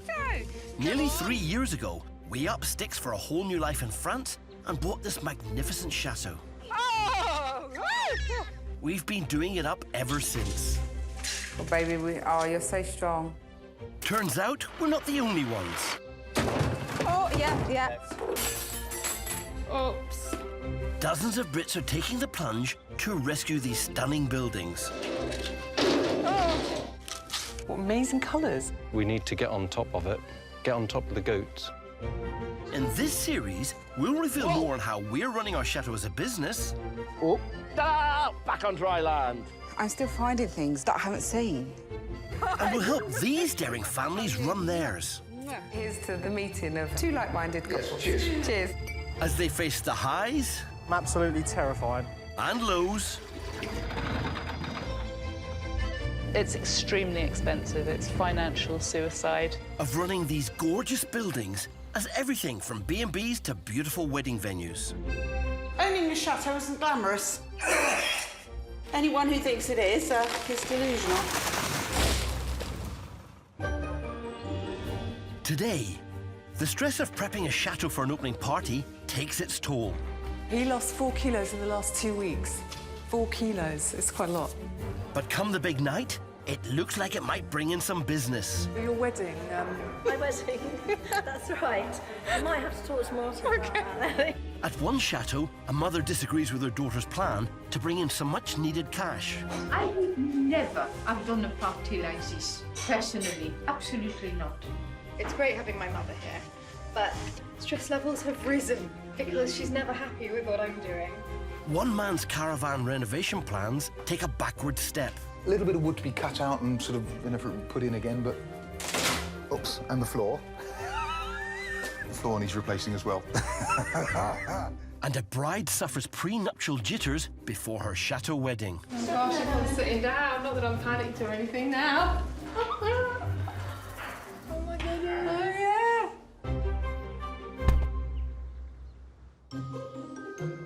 This is the 18th century Chatau de Humier, and it's being renovated by British designer Nicole and her Belgian boyfriend Stefan. How many rooms will it have? No idea.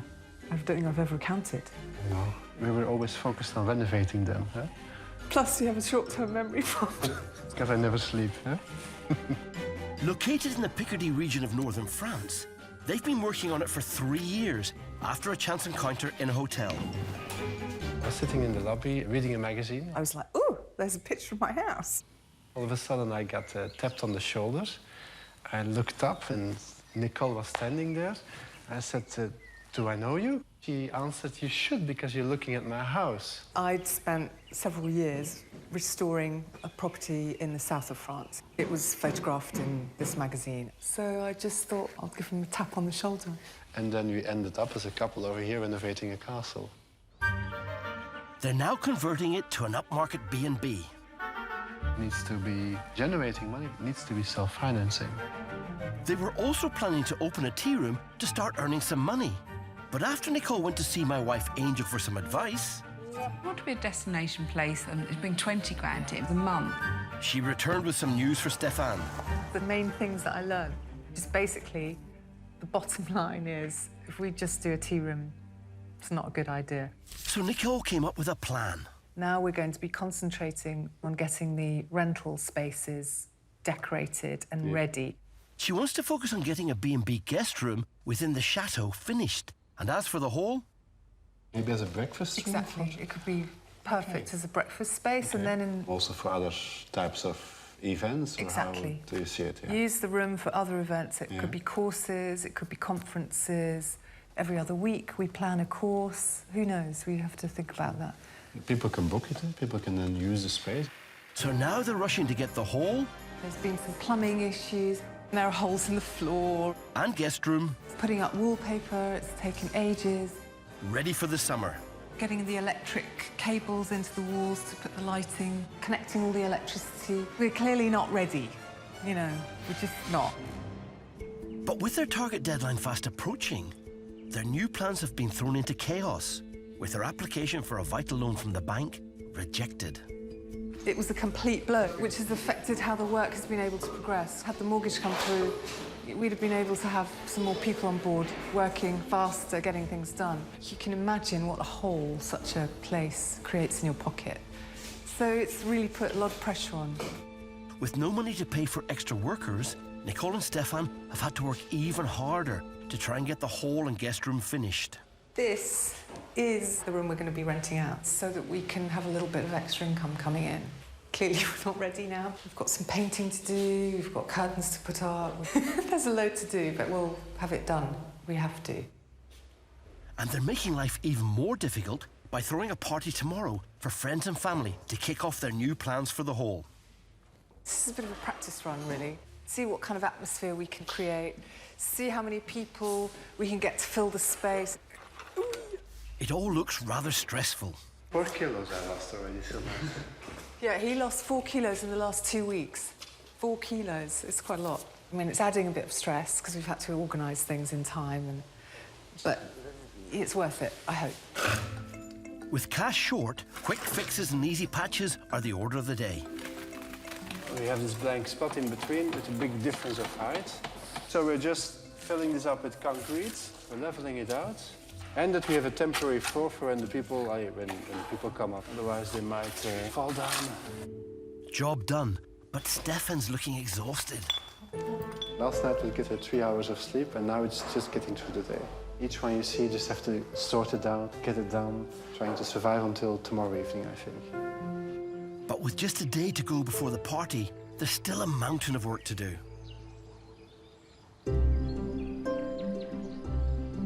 This is the 16th century Chateau de Lalande, home to Stephanie Jarvis. I always knew that I wanted to buy a chateau. I think probably from the moment I was reading fairy tales as a child, it was really clear that's what I wanted to do.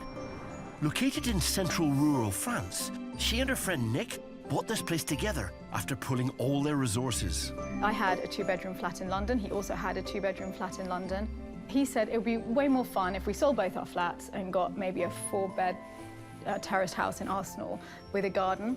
And I was saying to him one night, it's so depressing, the things I'm seeing that we can afford with everything we've got pulled together, and I know that for the same price we could buy a chateau in France. So I started looking, we sold our flats and bought here. The chateau cost her about £600,000.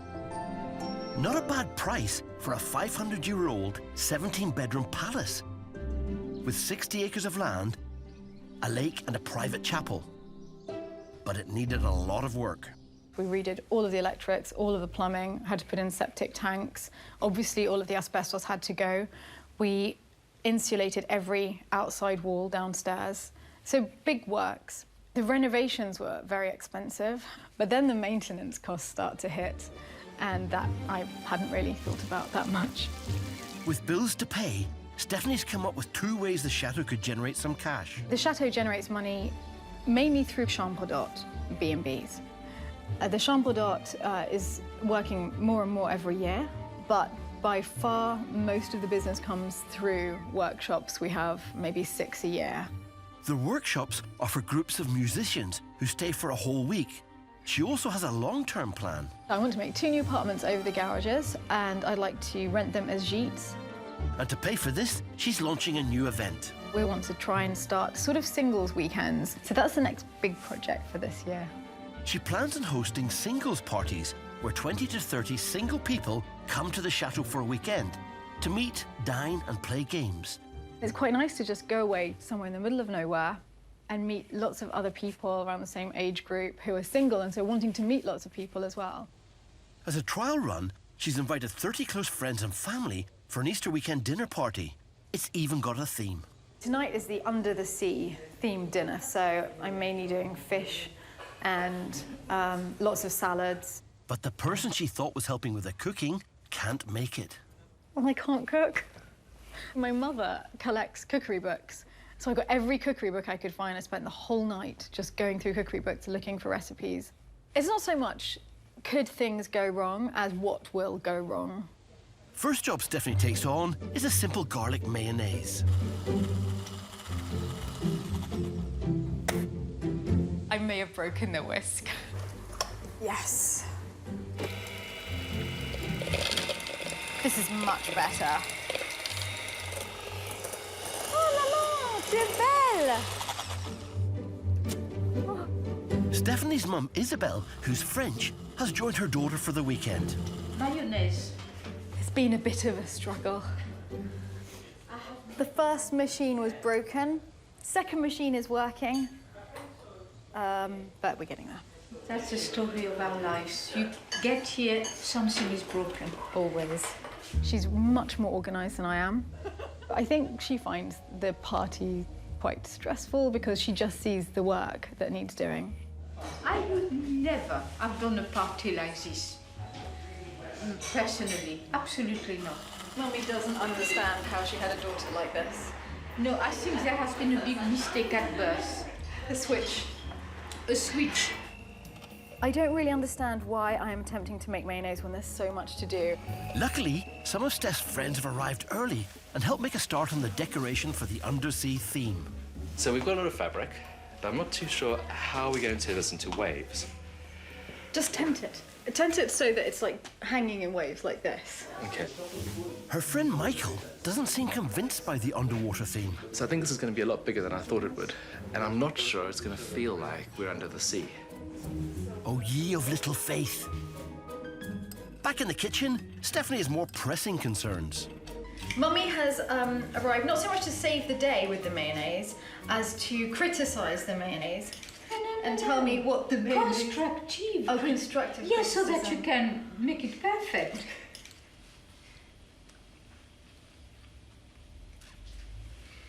I think it just needs salt. I'm stepping away from the mayonnaise now. Thank I've just got to let it go. That small bowl of mayo took over an hour to make. I'm a bit concerned that my timing's been a little off. This is the sort of thing my mother talks about with like me not being very organised but quite enthusiastic. But the mayonnaise is done. That's what matters. Good for you, Stephanie. But there's still tons to do to be ready for tonight's party, which is scheduled to start in 2 hours, by the way. I still have to make my costume and do my hair and make the pasta and the canapes and the salads. There's still a lot to do.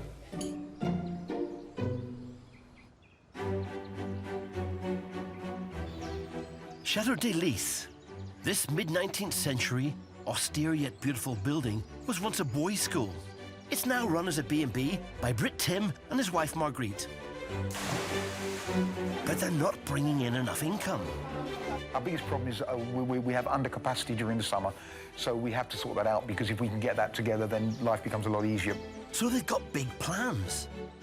Located just an hour's drive from Calais, in the picturesque Picardy region, they think they're perfectly positioned to develop a luxury caravan park and lease their gîtes in a co-ownership scheme. So we turned it really from a sort of big empty barn, which was lovely, into something which you can live in. I love it. But all sales on the gîtes have been on hold for the last 6 months, while Tim's battled a colony of bees in one of their chimneys. After multiple attempts to get rid of them, today he's hoping they're gone for good. Let's go and check. Ah, shit! Ooh, ah, that's just...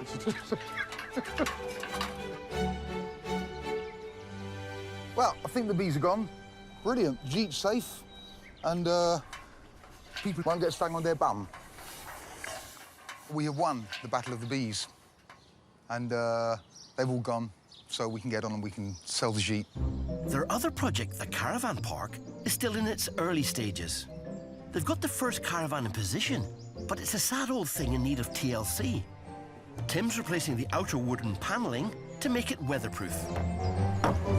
This is all second-hand wood from Holland, and it's interesting. In Holland, this stuff, they just recycle it. You go to a breaker's yard, pick some up, and it's normally cheaper than buying new wood. I can't find anything like this in France that I can use, so all the wood, which is quite a lot, I've got enough here to do the whole of this side, has cost me about, I think, about 200 euros. You just sort of, you know, buy it, bring it down, paint it, so it's got a nice weatherproof outside coat. And I quite like it. I mean, I quite like the fact that it's all different, you know. It's all old. It also means it's seasoned, so it means it won't warp. Yep, new or untreated wood will contain moisture. Then when it dries out, it can twist, bow or curl. Tim just needs to make sure he regularly waterproofs his wood.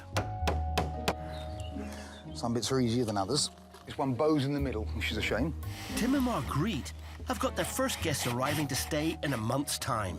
This is looking good. I'm quite happy with this. But I'm almost at the stage now where I can go inside this and we can sleep in it. Almost. The fire is in position, looking good. We'll be able to light that soon. It's just mainly cleaning. It's been idling in the field now for quite a long time, but it's watertight, so there's no real damage anywhere. The electricity's become a bit dated. Halogens are out, LEDs are in, so probably have to change a few bulbs. And now we can get some beds in, maybe get a little cooker, have a little kitchen. Sounds like a fair bit of work to me. There's a couple of rotten bits there, but that's not disastrous. A little bit of wood to be cut out and sort of put in again, but... Oops, and the floor. The floor needs replacing as well. Better add that to the to-do list. A 9-hour drive south of Thames is another chateau, Château de Humier. This 1,000-year-old fort is home to Alison Ward and Paul Hunter. When you buy a chateau, you think most of your cost is done when you buy it. But in reality, the costs are what happens year after year after year as you start renovating and trying to convert it into a business. Based in the Languedoc region of France, they want to make a living running it as a wedding venue, so they can give up their jobs as HR and IT consultants.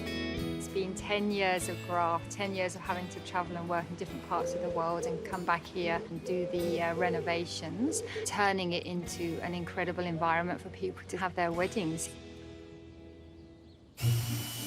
They've now finished the wedding terrace, and tomorrow it'll be used for its very first wedding.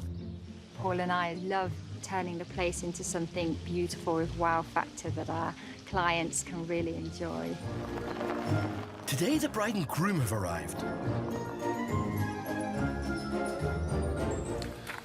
Wow. Can't believe we're here. James and Hannah have invited over 30 family and friends to their wedding.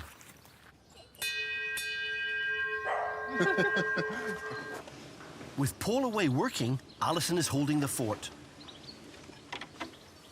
Hello! Hiya. Hi. This is Champers, isn't it? Hi, Champers. Hello. Before they're shown up to their suite, Alison wants the soon-to-be-married couple to take part in an ancient custom. If I can just explain to you a tradition, which is to say the Lord's Prayer. Okay. We've got this sign of the Knights of the Templar in front of the front door, and that actually makes sure that you have a future happy marriage, and it also blesses the house at the same time. Okay. Is that all right? Lovely. Yeah, sounds good. Yeah, lovely. Our Father, who art in heaven, hallowed be thy name. Thy kingdom come, thy will be done on earth as it is in heaven. Amen. I'll follow your lead. Our Father, who art in heaven, hallowed be thy name. thy kingdom come, Thy will be done. on earth as it is in heaven. Amen. And enter the house. James and Hannah last visited Château de Humier 18 months ago, when the bridal suite was still being renovated. Here we are, through the old courtyard door, into the new suite of angels. Can't believe how different Wow, it that's is. amazing.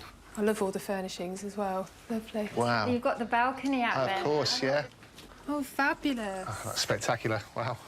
The views are absolutely stunning. That is lovely. So when we came here before, this balcony wasn't here at all. So it's literally just a hole here. I'm really, really pleased. I'm so excited to stay here now. Over the next few hours, the rest of the guests arrive. Have you got both bags? Yep. But unfortunately, it seems some of them have brought some typical British weather along with them. Part of the reason why we chose the south of France was because of the weather. You can never really guarantee the weather in the UK. Just hoping that the sun comes out for us tomorrow. With the storm forecast to last through tomorrow, the big day, it looks like all Paul and Alison's hard work developing the wedding terrace may have been wasted for this particular wedding. Just under 500 miles north, at Chatau de Humier, it's all hands on deck. It's really fun, actually, when everyone's just mucking in and we're all working together to get it done. Nicole, Stefan and their small team of volunteers are racing to get the Chateau's main hall ready for the upcoming party tomorrow, and its new guest room open for business. It doesn't feel like the end is almost in sight. There's still loads to do. And I think as people get kind of more knackered, then sort of hysteria sets in, and then you just get the giggles for nothing, which is great. This looks much better, or moved on, much closer to finishing touches, which is the bit that I really enjoy. Ever-resourceful Stefan has a plan to add a striking new feature to the hall. He's acquired a beautiful ceiling rose. This is the bit that came from another chateau, the chateau not far away from here, which regretfully was torn down for some reason, and I think it will go very nicely in the entrance hall. This is the fun part. This is the preparation of the glue to put the molding on the ceiling. And it's actually cement, sets in about 5 minutes. You can't hang around with this stuff. Stefan will need to get it up and in position on the ceiling quickly. And it's like concrete when it's set. It's sort of making like a dough, sort of cooking. Putting some on the sides so that it will attach to the ceiling without falling down on us.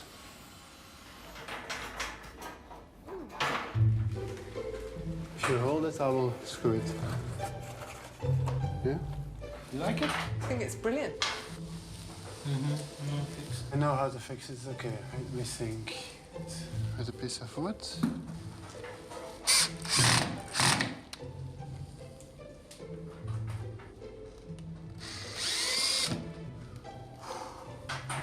Make sure it has a time to settle. My only concern, actually, the cement is actually already hard. Stefan leaves it in position for 5 minutes. Seems to stay up. And then starts to undo the plank, holding it up against the ceiling. Well, what if it doesn't stick? Never lucky.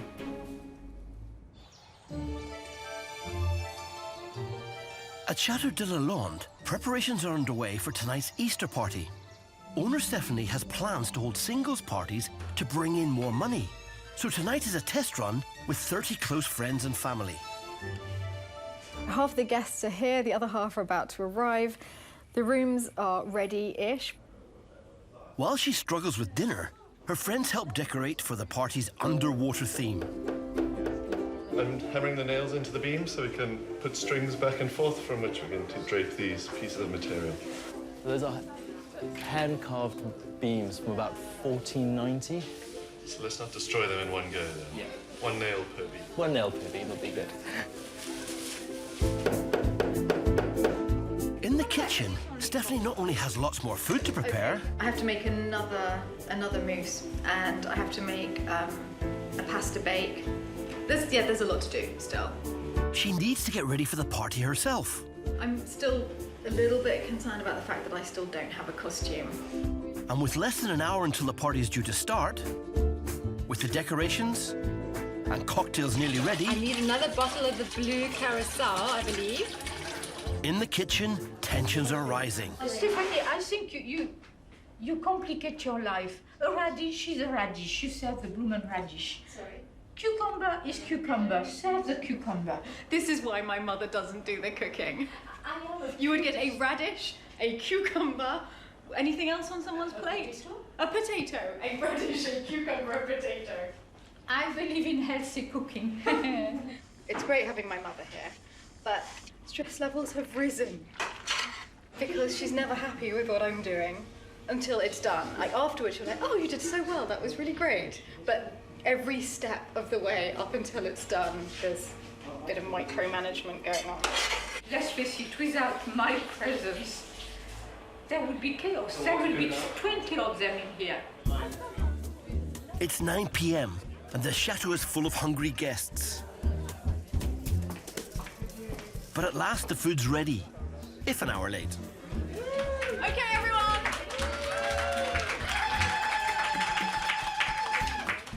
It's time to come and eat. Bring your plates. And it looks great. It's been a hell of a lot of work, and I didn't know that we'd get it all done, especially when we spent an hour on the mayonnaise this morning. Finally, Stephanie can enjoy herself for a bit.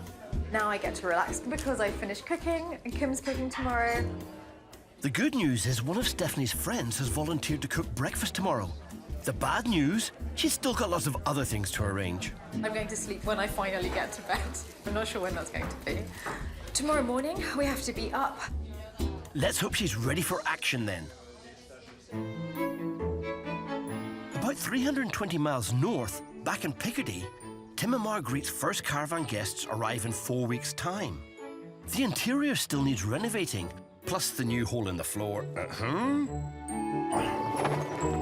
But Tim's turning his attention to the fire pit outside. I'm sort of envisioning it going around like this, making a circle. These are good old rocks, aren't they? The great thing about old chateaux is there's usually a plethora of handy materials just hanging about. So I've got a whole pile of stones. I reckon that's probably part of the original paving for the chateau, which is long gone. My little barrow will take 6 of those before it starts breaking. So we're going to go backwards and forwards with 6 at a time. So the only problem with this system is that there is a considerable distance between the stones and the fire pit. Hey, we need a lot more stones, I think. We need a lot more stones, don't we? So, Well, good luck. Thank you. I think 2 more after this, don't we think?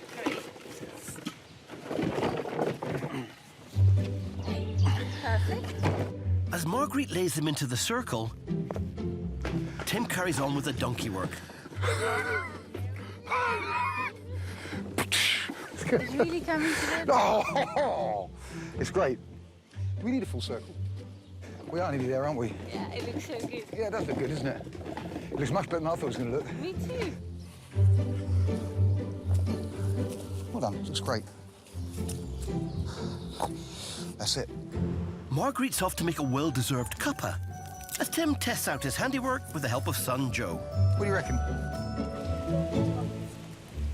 Oh, I've got chocolate. Hey. Have you helped by... Have you helped? Have you... So, this is working really well. It's lovely, isn't it? It's really nice. And cheers. Yes. To the fire pit. Fire pit. Well done. How far do you think before the caravan's finished? What year is 2017, isn't it? Okay. No, I don't know. I mean, I think if I get a run at it, I think I can do it in 2 or 3 days. Tim's confident he'll be ready for the first guests in 4 weeks. Before then, I want to help them out, so I've invited them to our place for a business chat. This will be fun. Yeah. Looking forward to this. Me too, yeah. Who knows, maybe Angel and I can offer them some helpful advice. He seems to know what he's doing. I'm obviously very excited about meeting Angel. Over 550 miles south, at the opposite end of the country, it's the day before the first wedding of the season at Château de Bramatort. It's August, but you wouldn't think so. We should get the fire going, shouldn't we? All the hard work carried out developing the new terrace by the pool for wedding receptions could have been to no avail. On the day, you can't plan for everything. We've just got to find the best solution and use the chateau and its grounds to its best ability.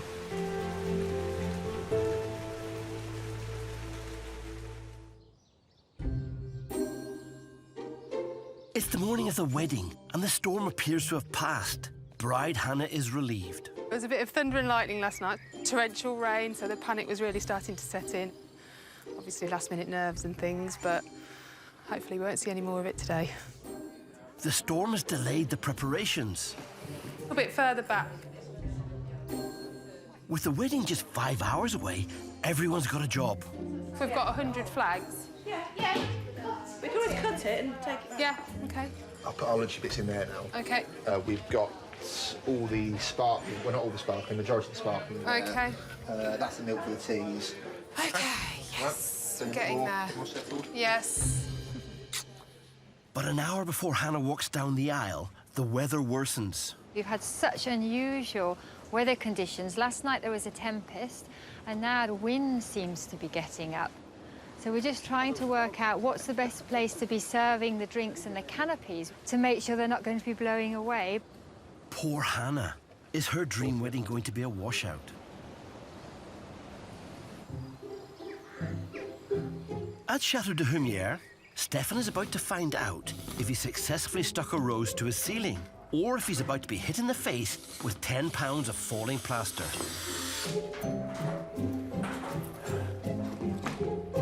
Phew. It's really nice. The next day, the day of the party, after just a few hours sleep, Stefan's now got to find out if the ceiling can withstand the weight of a heavy chandelier. So we bring it up, you go up the scaffolding, I'll give it to you, then we put it on the ceiling, and then the ceiling falls down, okay?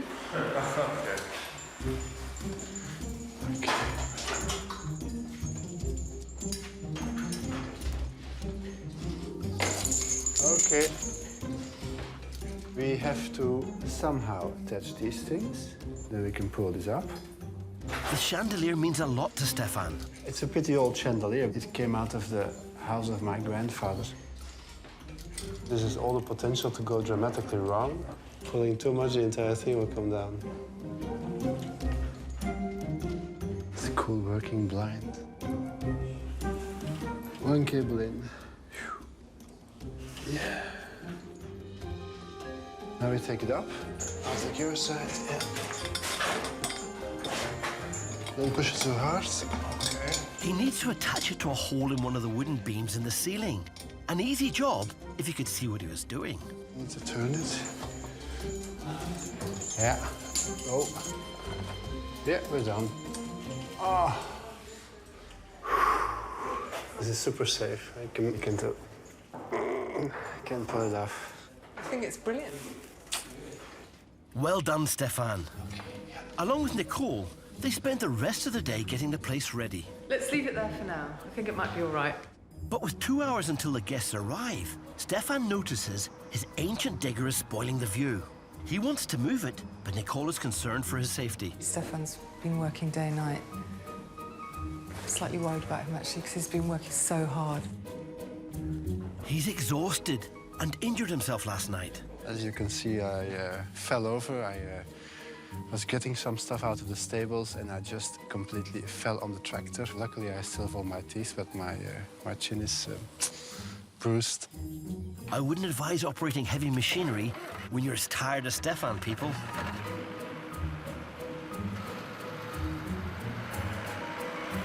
Now the resting place of the digger is like between the old stuff.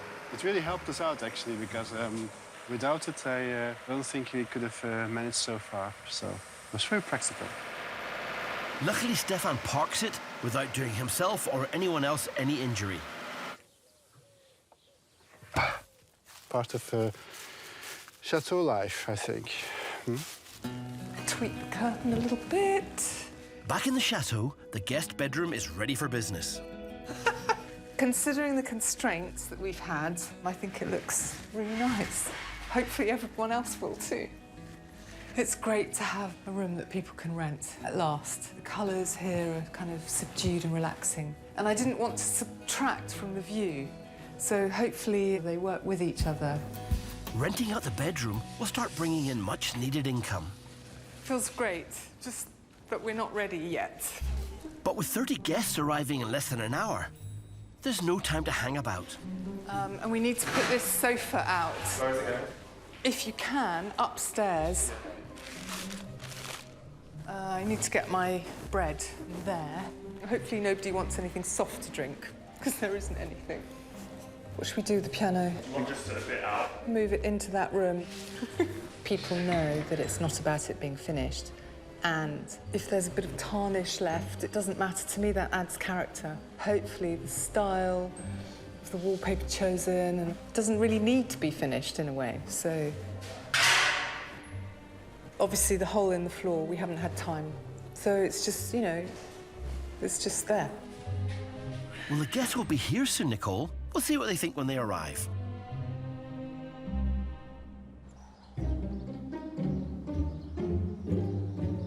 It's 11:30 the morning after the Easter party at Château de Humier, and owner Stephanie is still asleep. There is an important job to do. Luckily, one of her friends, Michael, is on hand. This is the most important part of the whole weekend. This is the Easter egg hunt. So what we've done is we've come down to the woods before everyone's woken up, and we're going to hide eggs throughout the bluebell field.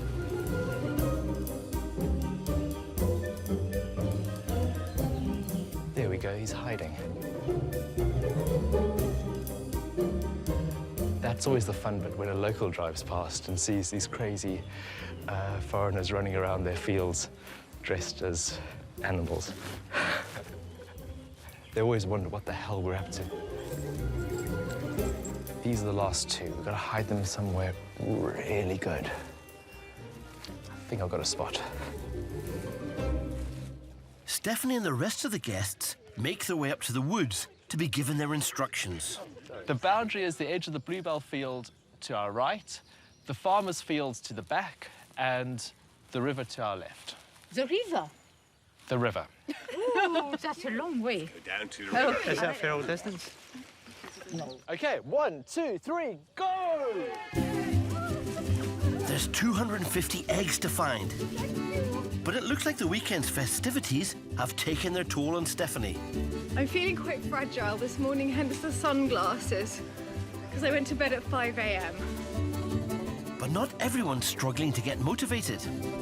I've got 5, including a bunny, a little bunny.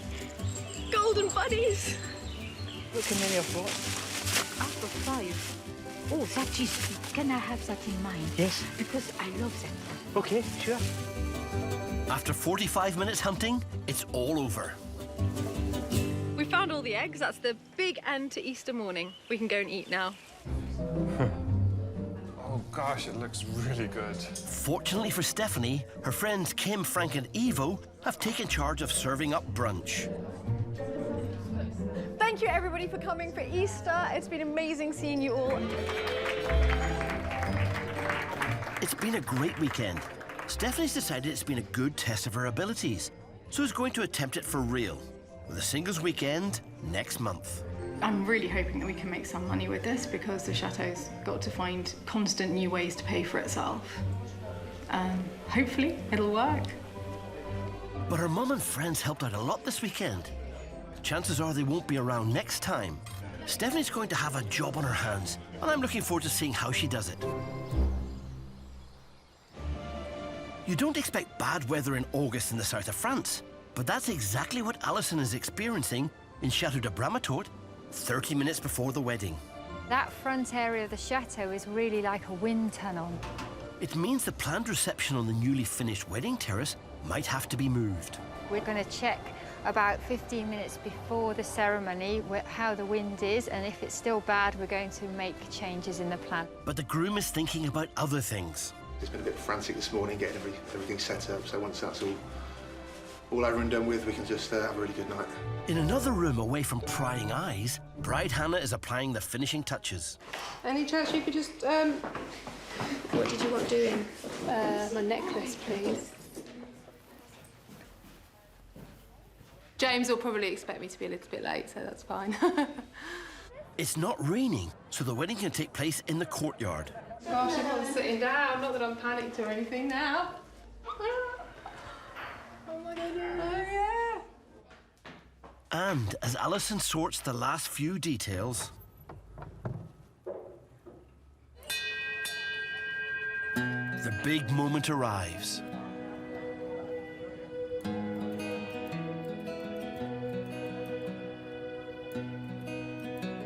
Very warm welcome to Chateau Bramasort here in the Trek. It's a very special day for Hannah and James. I give you my heart. I give you my heart. My promise. My promise. That I will walk with you. That I will walk with you. Wherever our journey leads us. Wherever our journey leads us. Forever. Forever.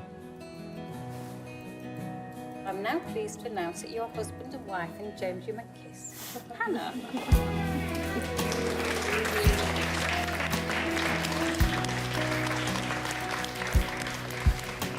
Over the moon, how it went, aren't we, really? And just everything we wanted. The views, the balcony, everything. It's just been really, really nice. The winds have died down. And the rain stayed off, so thank goodness for that.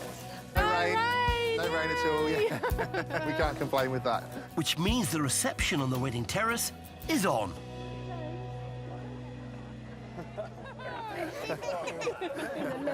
It's been a great day and it's going to be a great night. Alison is overjoyed it's all gone well. I'm very pleased and lovely to see the bride, and I think when I was watching it I had a tear, she had a tear, and so did he and the mother of the bride, so we're all having a tear with that. It was very beautiful service. So the terrace around the pool is a hit and a real bonus for future weddings. Hopefully Alison and Paul can soon realise their dream of giving up their day jobs and living and working here permanently. financially it is difficult, but to see where we've come from to where we are today is very, very fulfilling. We're 95% there, so I hope we can relax and actually be based here to enjoy the environment and making this a special holiday place and a special wedding destination. Good luck with it, Alison.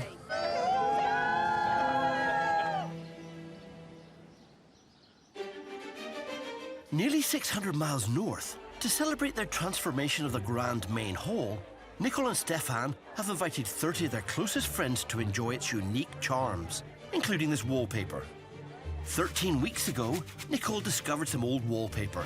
What amazing colours. That my wife, Angel, helped her date to the latter half of the 18th century. It looks like an extremely high-quality printing and well worth conserving. Nicole has got some tailor-made to match the original, and it now decorates the room adjoining the main hall. That wallpaper we found in a room upstairs. Oh. It's not what you'd expect. No, it's not. I think it's beautiful. I actually think it looks like a tapestry, actually. I love the way that Stefan and you've been doing it because it's kind of traditional, but it's with a kind of a modern twist, makes it contemporary. This is the entrance hall. Okay. Because this is actually the centre of the chateau. This is going to be the events area. You've got to make money. So your wedding. Yes, like weddings. Yes, my Your wedding. wedding. My wedding. That's right. You might have to talk to Martin about that. Martin, I need a word later, all right? With Nicole already lining up their next booking, there's a surprise treat for the guests.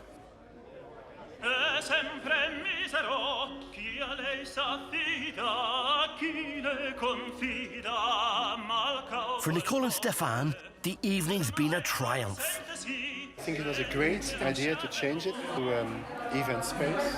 People love it, and that was the aim of it, like that people would be able to enjoy the place.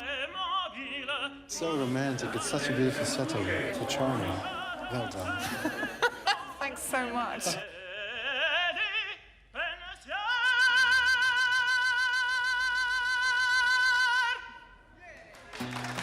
It's a vital first step in their bid to make the chateau self-sufficient. We're really happy with what we did. It kind of is, as I imagine. It's quite nice. Quite like it. Could have given up somewhere along the road, but it brought life back to a bare shell. And there's a lot that we still need to do. There's a light bulb missing there. These two have worked incredibly hard. I can't think of anyone better to take this magnificent old chateau onto the next stage of its life. All the best, guys. Next time, when I attempt to salvage the children's trampoline from our moat... Oh, dear. It's anyone's guess if I actually know what I'm doing. At this stage, I'm not 100% sure what's going to happen, but with a bit of luck, it'll be in the dark, so nobody will know. With one couple's roof in desperate need of repair... It's pretty grim. Every time it rains, I have to come out with the buckets. They hold an event to bring in some much-needed cash. 75 plus 30. What did you say, 75? So just write this down. Easier said than done. Oops. Trying not to panic now. Stephanie struggles to face a big day of work. Stephanie, oh, come on, darling. You must get up. But soon gets into the swing of it. It's not every day we have a digger to play with. Right, ready. It's hard to be gentle with a digger. And after Tim and Marguerite come to ours to talk about their struggling business... Come on in, come on in. Wow, I can't get over this place. Amazing, man. They leave with their heads full of ideas. I can really see this being a sort of turning point, you know? So inspiring. We've got so many things we could do.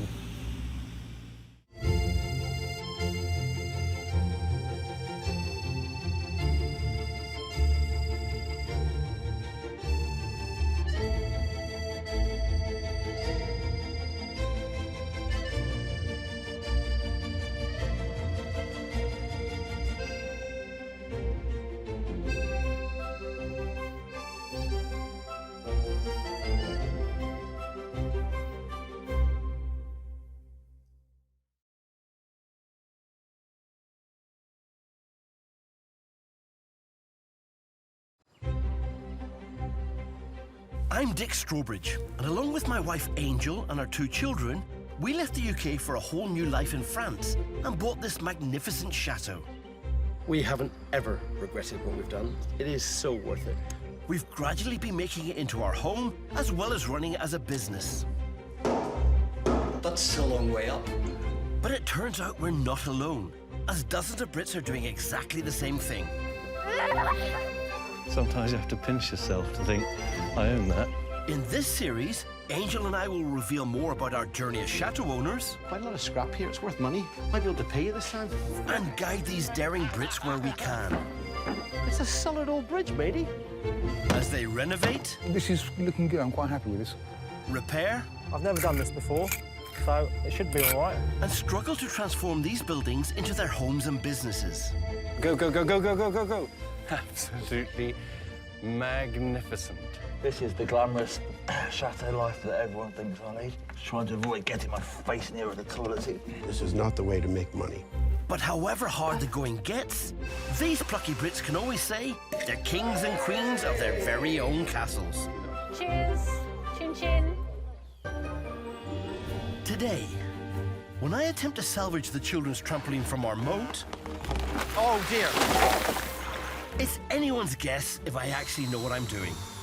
At this stage, I'm not 100% sure what's going to happen, but with a bit of luck, it'll be in the dark, so nobody will know. With the roof in desperate need of repair... It's pretty grim. Every time it rains, I have to come out with the buckets. One couple hold an event to bring in some much-needed cash. 75 plus 30. What did you say, 75? Just write this down. But it's easier said than done. Oops. Trying not to panic now. One chateau owner struggles to face a big day of work. Stephanie, oh, come on, darling. You must get up. But soon gets into the swing of it. It's not every day we have a digger to play with. Right, ready. It's hard to be gentle with a digger. And after a couple come to our place to talk about their struggling business... Come on in, come on in. Wow, I can't get over this place. Amazing, man. They leave with their heads full of ideas. I can really see this being a sort of turning point, you know? So inspiring. We've got so many things we could do.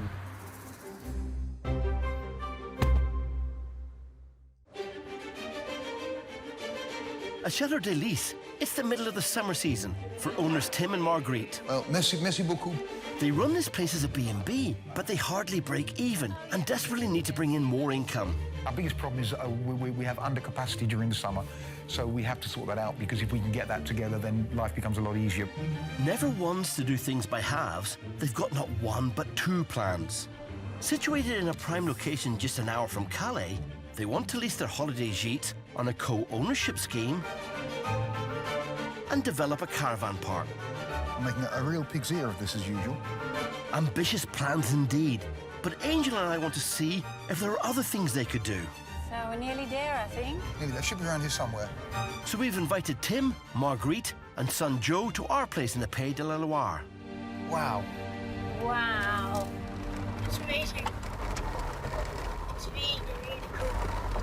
Oh, it's so impressive. It is absolutely lovely, isn't it? We can chat about how we do things and maybe give them some inspiration. Hey! Lovely to meet you. And make their chateau more efficient and profitable. Nice to meet you. Come on in, come on in, come on in. Thanks, guys. You lead the way, darling. Curious. Wow, I can't get over this place. Amazing, man. Amazing, amazing. So, amazing. after rustling up a light brekkie... Da-da-da! Oh, wow. All right, here we go. Wow, look at that. We get down to business. So why are you doing bed and breakfasts? Well, that's Because we just took over a company that was there, and we're trying to go more for the group accommodation instead of the bed and breakfast, but it takes, you know, time and investment. It sounds to me like because you've inherited it, you feel a sort of a loyalty. Maybe it's time to say, right, what do you guys want to do? Is it just you, or have you got it's people? just us. We do have our daughter's friends and other people who are floating through. Volunteers. But you never stop. Working smarter, not harder, is the big thing. And we, like you, work our butts off. Angel thinks they might earn more money turning their chateau into a location for weddings. I can imagine that it would take a little while to make, say, between 5-10 grand's worth of just clear profit from the B&Bs as for one wedding. Do you see what I mean? Yes. Yes. The profit margin for us is not that high. The idea has Marguerite intrigued. Can I just ask a few practical questions? So how many people can you have for a wedding? We've got a limit of 80 because that's how many we can fit in the orangery comfortably. Okay. It's surprising how many chateaux don't have one individual space big enough. Yeah, we have it for 100 people. These guys are hard-working and not afraid to take on a challenge. I can imagine if you did a wedding, like if the flowers hadn't arrived, you would go down to the florist and buy the flowers yourself, and you can't buy that. No. Like you just can't buy that. So I think you're just not tapped into the market yet. And, No, we think so too. You've got everything. That's why I have some practical questions still. Why don't you take Marguerite with you and have a little look around? Perfect. Oh, I'd love that. Shall we? Yeah, good. Right. Okay. You're going to take the girls going up this way? I think Angel and Marguerite should talk business. Will I show Tim something that can save some cash if they do decide to start hosting weddings? It's an invention I think he'll love.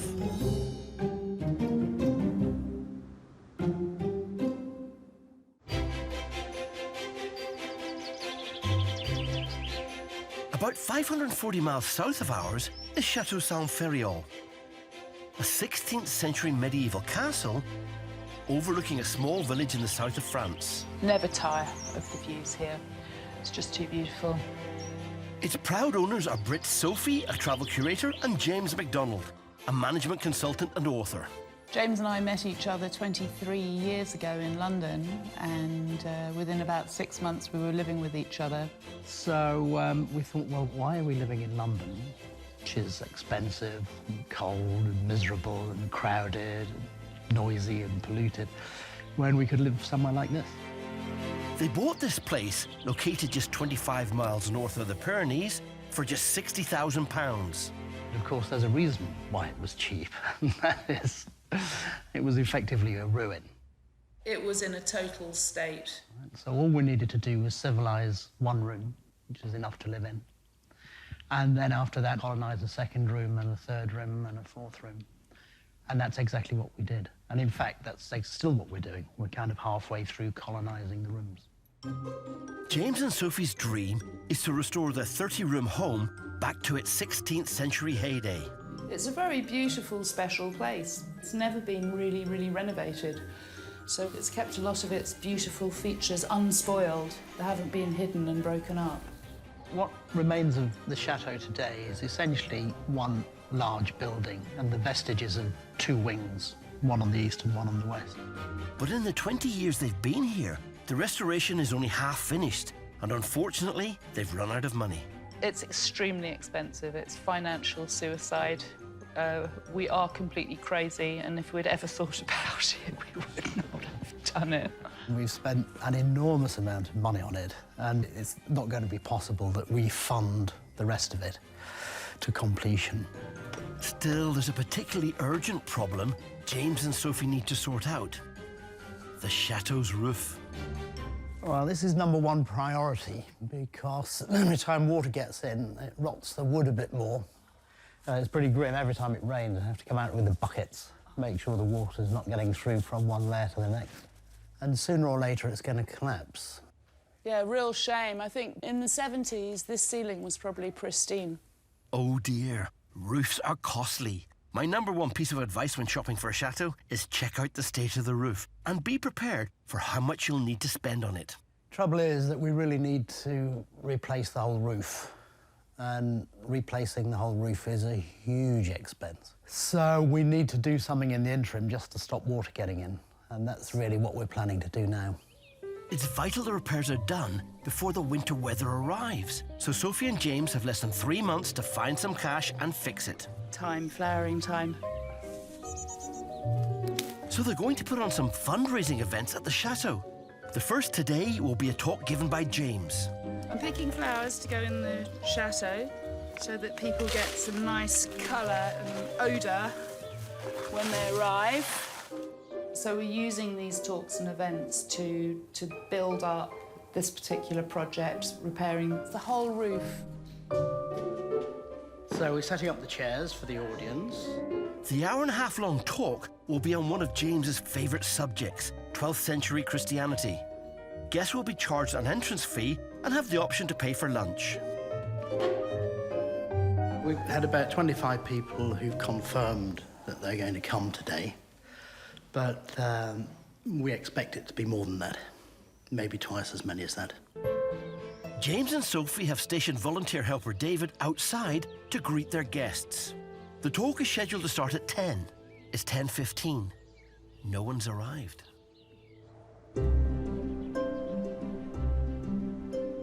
In the heart of rural France lies the 500-year-old Château de Lalande. And the current lady of the manor is Stephanie Jarvis from Suffolk. There's 17 bedrooms. I think we have 13 bathrooms. Located 200 miles south of Paris, she bought it 12 years ago. But there is still tons of work to do. I just imagine all the rooms finished. That's my real dream. Everything beautiful, really lovely furniture. It's really never ending. The reason it's taking so long is simple, as Stephanie's mum, Isabel, who stays here from time to time, can explain. We can't afford the work. It is so expensive. There are always things to be done. Things need replacing, and we haven't got the money. Simple as that. Stephanie already runs musical workshops and hires out some of the rooms as a B&B to bring in cash. But it's not enough. So after a successful trial, she's putting on her first singles event in 4 weeks' time. I'm really hoping that we can make some money with this because the Chateau's got to find constant new ways to pay for itself. When the guests first arrive, she wants to lay on a relaxed picnic on the lawn in front of the 19th century chapel. But she wants a circle of romantic rose bushes to surround it.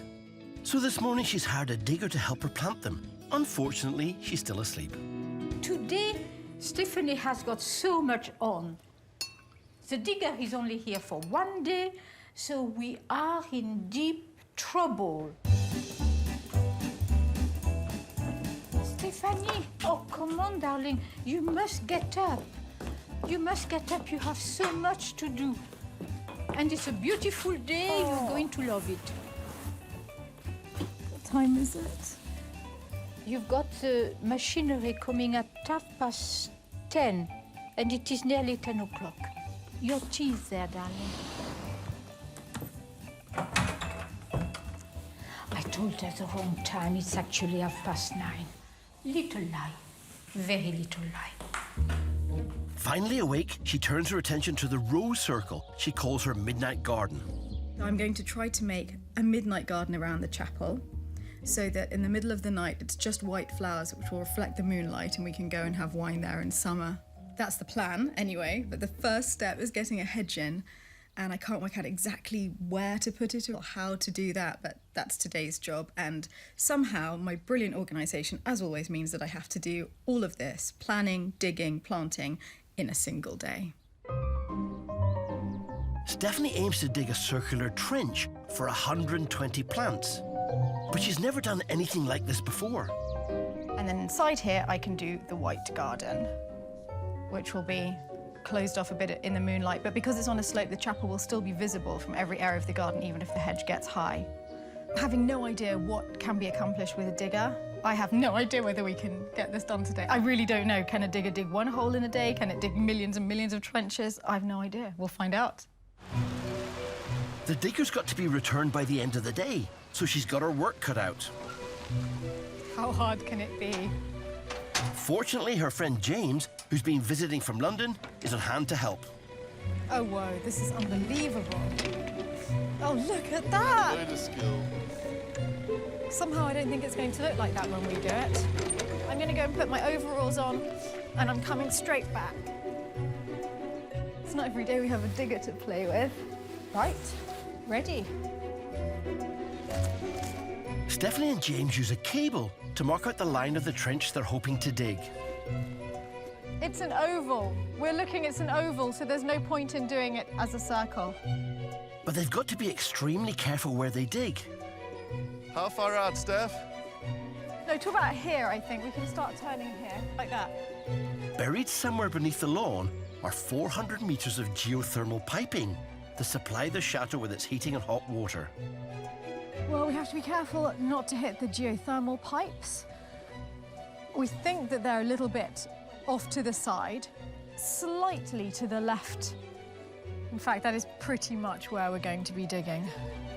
Striking into the pipes with a digger blade would prove to be a very expensive mistake. It's hard to be gentle with a digger.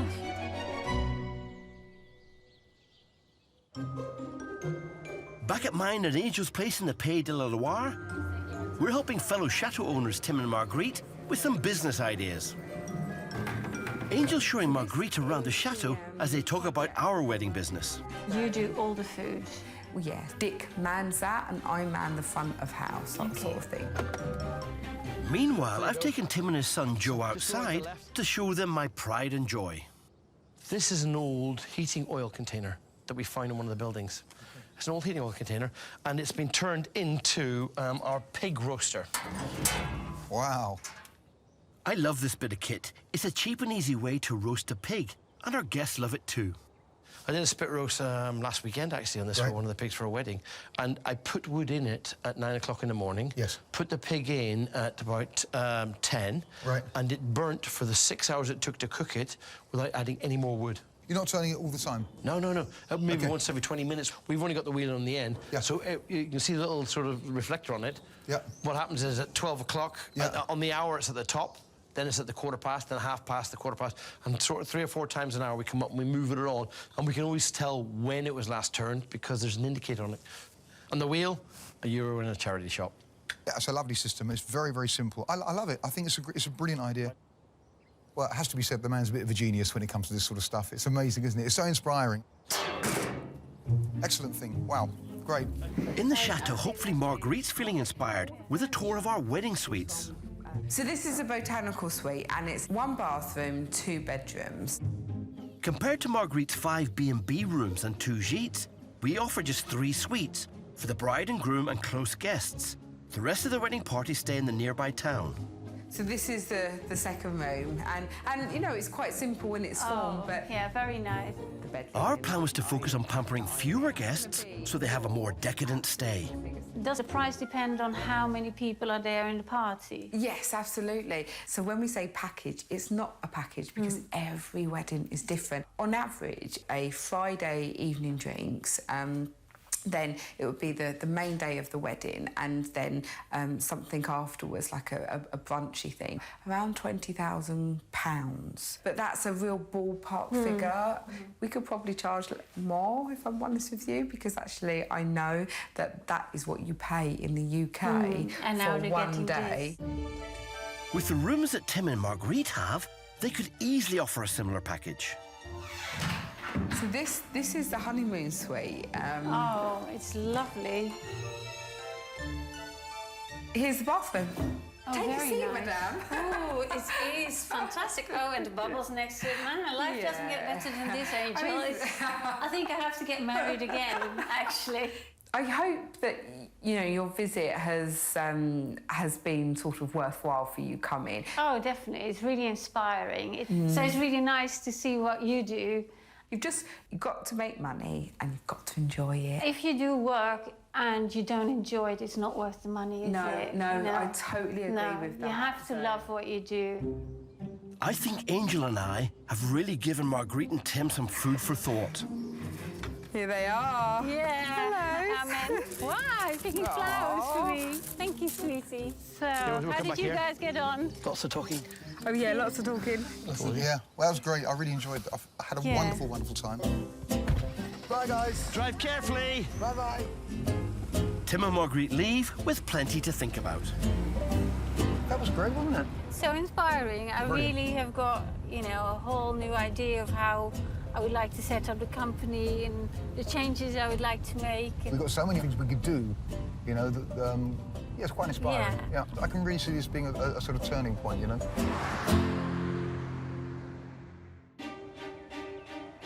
Back at Chateau Ferriol, Sophie and James's fundraising event, A History Talk, is getting off to a slow start. We're hoping to raise funds that will pay for the roof. Visitors can come just for the day and the talk. If they just want to come in for the day, it's €10. On top of that, they can sign up to have lunch. Or they can become members of the Friends of Somferiol Association. So we've got an association that raises money for the chateau, and that money goes directly into the renovation works. In return for a membership fee, members get a bi-yearly newsletter and get free access to events and an annual party at the chateau. If they want to become members for the year, it's €25. Sophie hopes to sign up some new members today. Finally, some potential recruits start to arrive. Morning. Good to see you. And the cash starts to trickle in. There we are, got it. Great. You're staying for the whole day? Yeah. Great. Thank you. Got the message. So that will actually be 30, 45 plus 30. What did you say, 75? Let me just write this down. With arrivals continuing, James's target of 30 paying guests is looking feasible. So I think we should just about fill the seats. Meanwhile, Sophie's leading the drive to sign up more members for the association. So this is yours, Sophie. Me and James. Yeah. Lovely. This is all done with local cedar. So we're very lucky to have all the original raw materials here. And so the way we renovate is that although the forests would have been completely different here in the 16th century, they would have used the local wood. So we're kind of copying the spirit. If you're staying for the talk and for the lunch, Yes. it will then be 50 for both of you. That's great. Thank you. There we are. So I got that. Thank you. With the seats filled, it's showtime for history buff James. Well, good morning, everyone. For those who don't know me, I'm James MacDonald. I'm going to be talking this morning about the Cathars. Whilst the headliner gets underway, Sophie needs to get on with that lunch. There's a lot to do while the talk is being done. You're always working right up till the last minute. This is the first time, though, that we've made a concerted effort to raise money for a particular project. I do go into a sort of white panic on the day. Et je serai très pressée, Jules, parce que nous avons une conférence dans le château ce matin. Broadly, the Cathars are enormously powerful in this region by 1200. The only snag is that James's talk is unscripted, so Sophie and son Guillaume don't know exactly when it's going to finish. I'm flagellating myself now about not having done this last night. This is the lovely, lovely cheese. Oops. Sorry, Guillaume, you all right? It's a sodding mess. Last-minute drive. The Cathars were dualists. They believed in two creations, as it were. There's a good one and a bad one. With James's talk approaching its climax... I'm afraid I've gone on too long again. Sophie's worried she's not going to be ready. Trying not to panic now.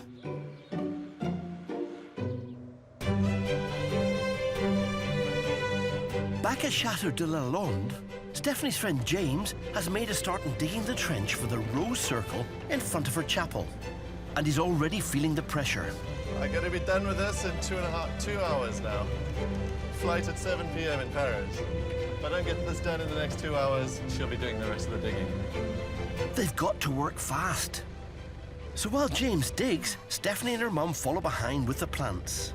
We just grab plant, place in hole, put earth over it, water plant. This is about as complex as my gardening skills get.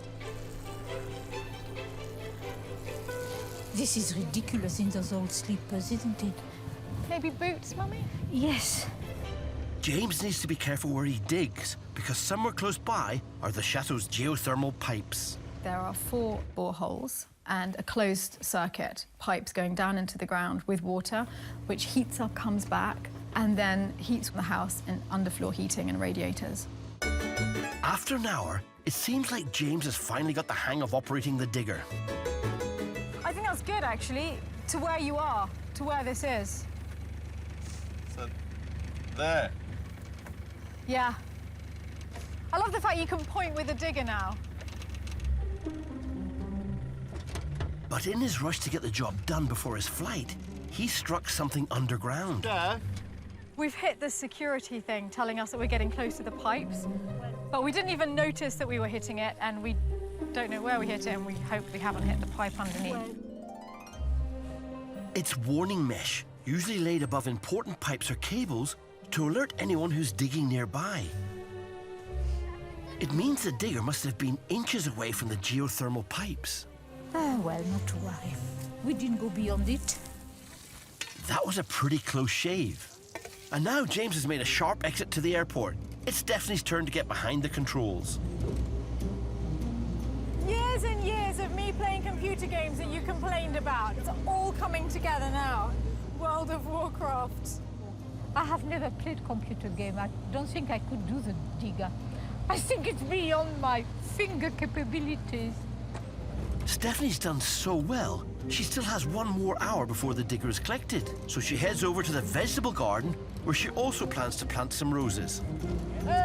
Just skim the top. Yeah, easier said than done. Yes, I'm sure. Where are you going with it? Just try to skim.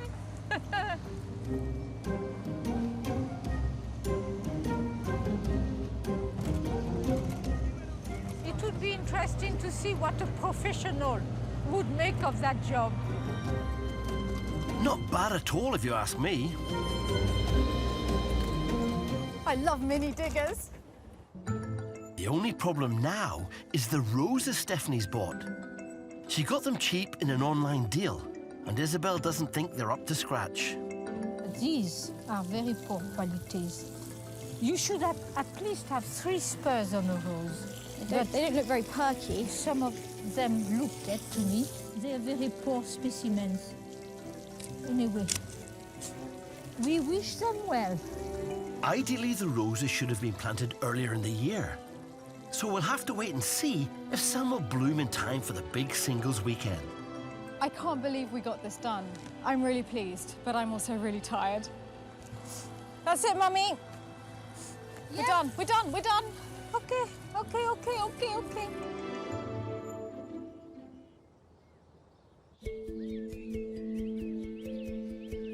320 miles away, at Chateau Somferial, Sophie's rushing to get lunch for 30 on the table before James's historical lecture ends.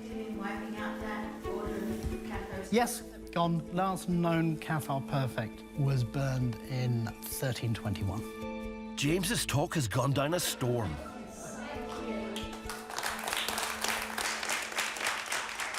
We just heard the clapping, so they'll be out any second.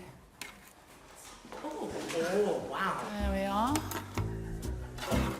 Sophie's got lunch served in the nick of time, and James is earning rave reviews. I thought the talk was marvellous. I thought it put the whole lot of the Cathar history in perspective. That was absolutely fascinating, and it just makes you want to learn more. The aim of the event is to raise money towards fixing the chateau's roof. Thank you, everybody, so much for coming, and we're really glad that you've been so enthusiastic and had a great time. Sophie's making a final pitch for more of the guests to join their association. If you've become a day member today, you can pay an additional to pay the year membership, which is 15, another 15, it's 25 a year. And then we will make a tour for you very soon and have a guided visit of the chateau, which we give to every member. And she's successful. So that's an additional 15. That's good. I hope you Thank you. I do, yeah. We had people who signed up for the day membership, and at the end, after the talk, came back and signed up for the full membership. We joined today because I think it's great to be able to assist people to do this sort of work. It's quite inspiring, and I don't mind assisting at all. The fact they've taken on the task of renovating it is unbelievable, and I can't even begin to imagine how much it must be costing. So lovely to have met you. And you. Hope we see you again. Not everyone signed up. Thanks very much for coming. Did you enjoy it? I enjoy seeing the chateau. Oh, OK. Well, then you must come back for a visit, yeah? I won't come back. I've seen it. Oh, you've seen it. OK. Mind your head. A lot of chateaus. Careful, careful, careful. But they all had a brilliant time. Everybody seems to have learned something, and so they've gone off happy. Bye. Thank you. Bye-bye. Now I'm just ready to collapse. Can't wait to get my feet up. I'm shattered. The events raised €470 for James and Sophie's roof repair. So we have a tiny bit more money in the pot. It's great, but not good enough. The roof repair will cost double that, but they've got another event planned. A history tour. There's a bit of travelling to get there and fairly remote, so there's walking. It's going to be hard work. I hope they can raise the funds before the bad weather sets in.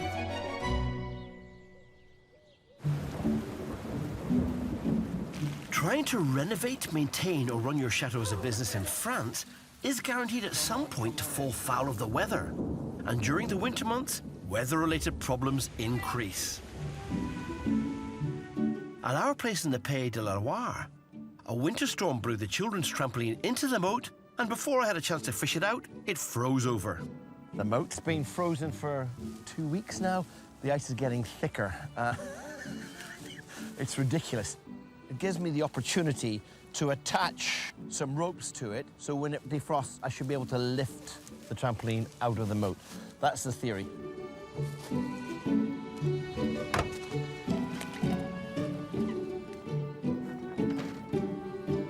Hello, darling. You gonna help Daddy get it out? It's a bit heavy for me. Yeah. Who should go onto the moat and tie onto the trampoline, Mummy or Daddy? Daddy. Me, not Mummy, are you sure? Right.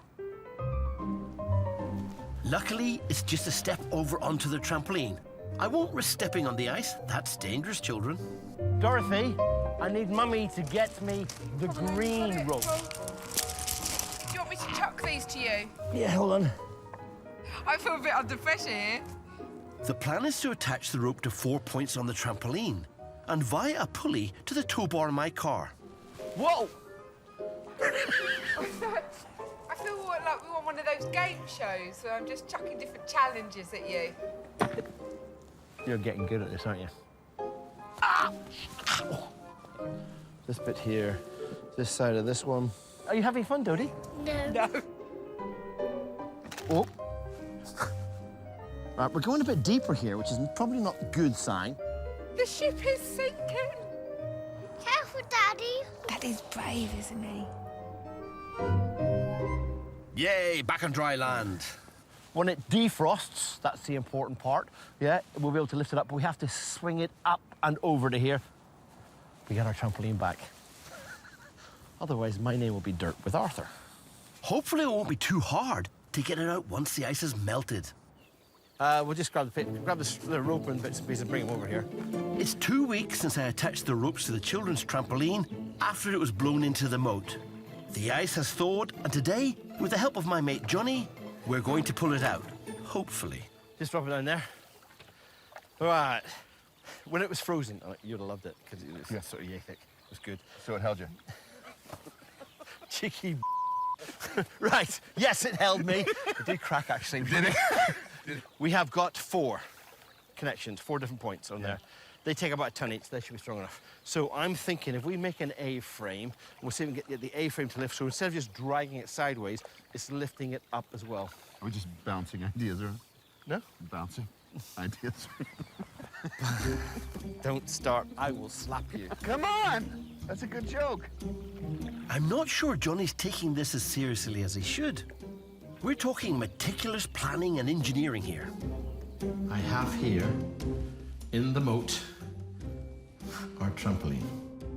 To get it out, I've attached some ropes to it. But if I was to just pull it over this direction, I'd trash it on the bank. Consequently, it needs to be lifted up in the air. I'm going to put an A-frame. And it's only an A-frame, it's a little A-shaped piece of wood. Here you have little braces in the middle of it, and a pulley. That goes there like that. Okay. I'm going to attach a rope to the straps I've attached. It's going to come from here, and it's going to go down, and over on this side, it's going to be attached to the tow hook of the car. Come on! If I get this right, it'll be lifted up as it comes up. This is where the trampoline will end up, because this will now be moved up to this position. What could possibly go wrong? So let's put the theory into practice. First, we need to pull the A-frame up, which in turn lifts the trampoline up. Right, go to the van. Go to the van, Johnny. Okay. Go to the van. Right. Let's go forward, Johnny. Forward, slowly. Forward, slowly. Forward. Forward. Forward. Forward. Stop! Success! Now we need to pull the trampoline in with the other rope through the pulley. Put the brakes on, Johnny. Right. What we want is another car. But as I try to fix the rope to another vehicle, oh dear, I accidentally drop it. That's a bummer. What a numpty. Back in Picardy, it's been 3 weeks since Tim and Marguerite visited Angel and I, and there's change afoot. They've made some bold decisions about their business. Big and Angel was their idea, wasn't it? They said we should do this. They gave us the push. Yeah. So we've decided to totally change the way that we do things. Up until now, for the last 4 years when we've been here, we've always had, in a way, 3 separate companies. We do the rooms, we do the self-catering units, and we do ladder parties, and that costs a lot of energy. And in a way, after talking to Angel, I realized it would be better to just try and focus on one thing, to do the weddings, or to specialize in the weddings. And the idea is to offer a full package, but it will be totally customized. They've certainly got a great venue here. Anything is possible. We've got the outside space, we've got the indoor space, so if people have this image of how they want it to look, to try and create that for them, I'm really, really looking forward to that. Absolutely, yeah. As long as they've got their business head screwed on and watch the pennies, there's every chance it will be a great success. From an economic point of view, I mean, this is ideal for us because in one weekend, we can do as much money then as we could do probably in 2 weekends we're doing at the moment, and it's a lot more fun. But they're not making a totally clean break. I think what's going to happen is there's going to be some sort of transition period where we carry on with our business as is, and we can incorporate weddings whenever we've got 3 days. And they still hope to lease their jeets on the co-ownership scheme. There is a chance, of course, there could be this symbiosis where the weddings, people come and they have their wedding and they get this like emotional attachment to the place and they might want to buy a bit of it. I mean, why not? It's a great thing to do. I mean, there is reason for cautious optimism. Anything's possible, although they are saying goodbye to the caravan park. Because we are going to focus on the weddings and setting that totally up means that the whole plan that we had of changing this bit of our forest into a caravan park has totally gone out of the window. Although we're still doing up the caravan, we're actually just doing it for us now. Yeah, and we'll let friends stay in it and stuff, you know. Yeah, and we'll be using it ourselves, and we're just very happy with it. Yeah, it's going to be great, to be honest. A little hideaway in the woods, isn't it, I guess? Yeah. Sounds like they've got it all figured out. And in the weeks since they've been to our place, they've wasted no time. We've got, I think, 6 weddings on the books at the moment. Good work, guys. So today, Tim is making a start on getting the place fit for a bride and groom. And he has an idea for the remains of a large tree that was damaged in a storm a while back. My mate, he suggested to me that we could use this as a wedding seat. And actually, he's on something there, you know, a bit of ivy. There's not much work to do here. You could just, you've got a nice little bower to sort of sit underneath, and you've got the chateau in the background. That would be a great photo moment, would it not? And I've just got to convince my wife of that. It is absolutely gorgeous in the summer. There's all these red flowers come out, and it's 3 branches, and I'm going to try and cut away 2 of them and leave one to grow up, and I hope it's going to survive.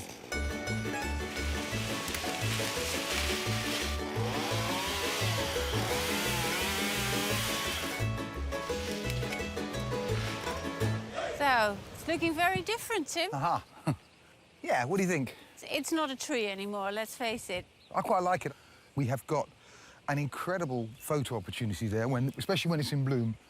Because it is a lovely thing. That would look lovely. Yeah. I do have to say... And if I was getting married and I sat on that tree with the shadow in the background, that would be a great wedding photo. Yeah. Marguerite isn't totally convinced. I think the whole thing is Yeah. really nice for photographs. Yes. But It's not a tree, is it? It's not a tree. For the rest, it's Yeah. just a weird thing in the middle of our lawn. I quite like it, actually. I quite like things not being, you know... You know, Tim is very sentimental. He can never get rid of things. No. So he will defend... That's why you're still here. Exactly. He will defend that tree till it totally falls apart. One thing's for sure, they need to get a move on, because there's plenty to do to get their new wedding business up and running, including the photos for their new website. Well, before the photographer comes, Yeah. half July, you need to get Yeah. rid of that willow. I'm sorry. Yeah. We'll see how their plan goes next time.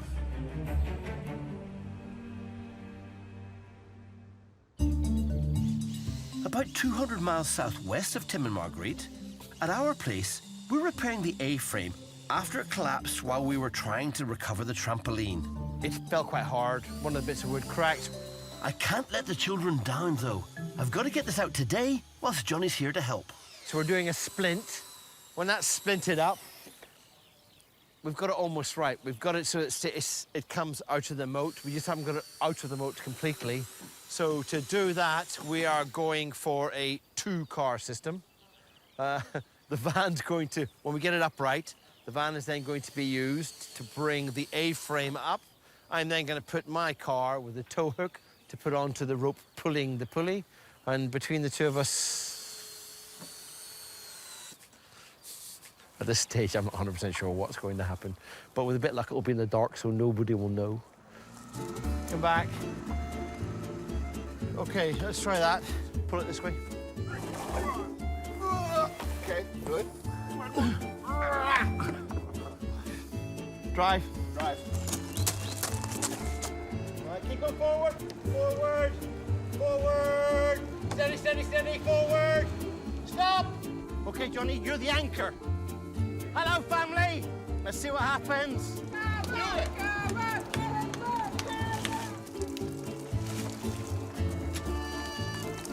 Go, go, go. Almost, almost. Almost, Nicky.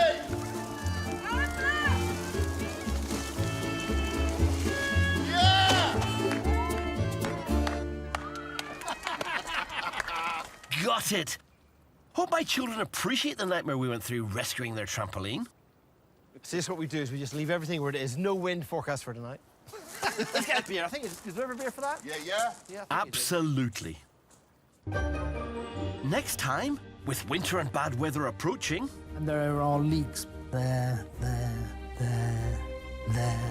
James and Sophie are on a race against time to fix their roof. There's no question this work has to be done. But their attempt to raise the funds to pay for it faces bad weather of its own. So now it really is over. There's no point carrying on. Tim and Marguerite embark on a new business plan at their chateau. Should have done this years ago. We just never figured out how to. And as Stephanie prepares to put on a weekend of fun and games... Do you think that looks appetising for the ice cream? things don't go to plan. Catastrophe has struck. One of the girls didn't make it onto the aeroplane.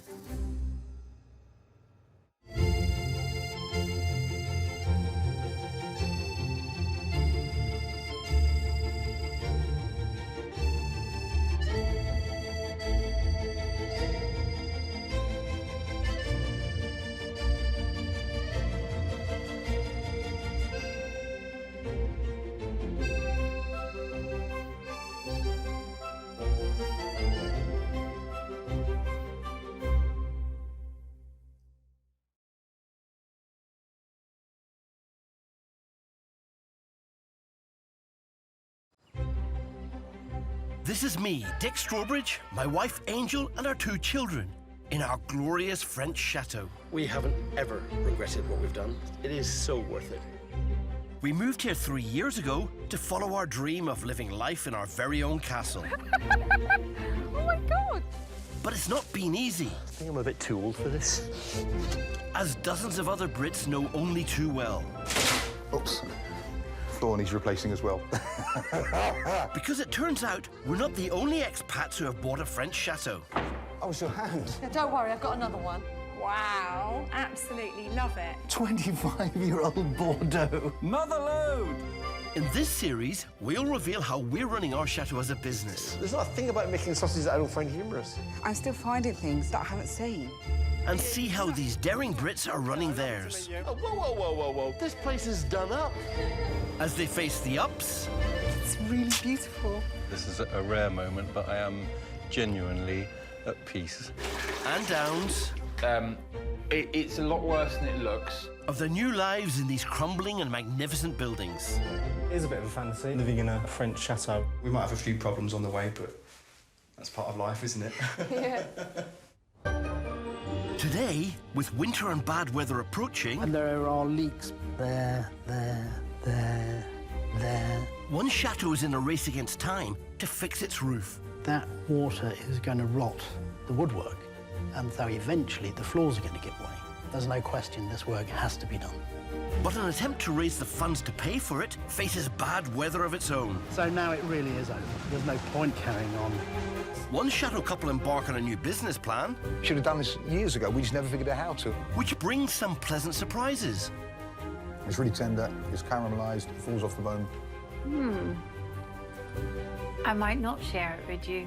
And as one woman prepares to put on a weekend of fun and games at her chateau... Do you think that looks appetising for the ice cream? Things don't go to plan. Catastrophe has struck. One of the girls didn't make it onto the aeroplane. Maman, we have a bit of a girl situation. Charlie's missed her flight.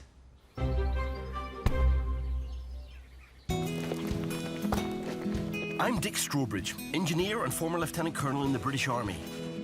With my wife Angel, we've been renovating our chateau into a home and business. This is my calling in life. It's not been easy.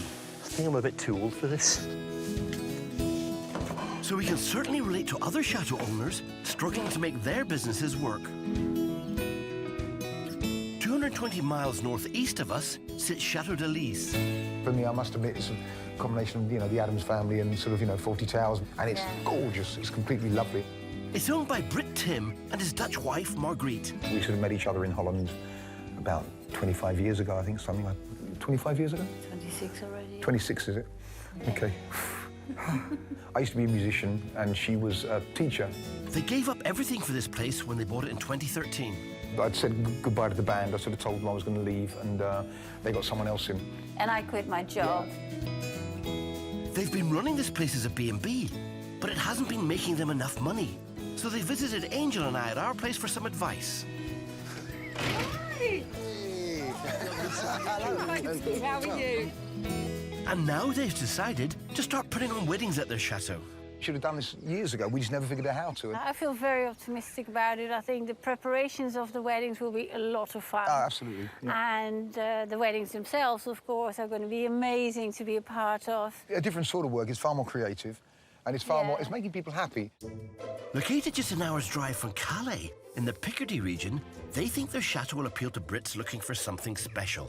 You don't need a whole day's driving. In a few hours, you can be here. So it makes it quite a perfect wedding venue, I think. I think so, too. We're looking into offering a real package deal. So the people just have to turn up and get married and be happy. And it's going to be totally customized to how they see their perfect day. That takes a lot of work. So Tim and Marguerite have a busy weekend planned, meeting the suppliers and setting up their new business.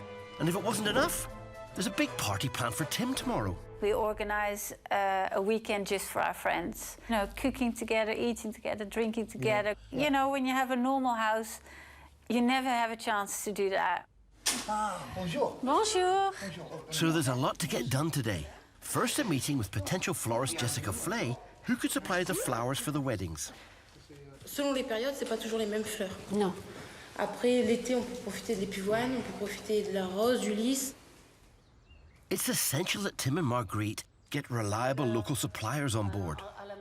Donc normalement, c'est le robe des mariages et la préférence des couples qui décidaient pour les fleurs. Ils choisissent leur couleur, leur thème, et puis on voit en fonction. Okay. Très bien. We are very aware that every couple has individual ideas.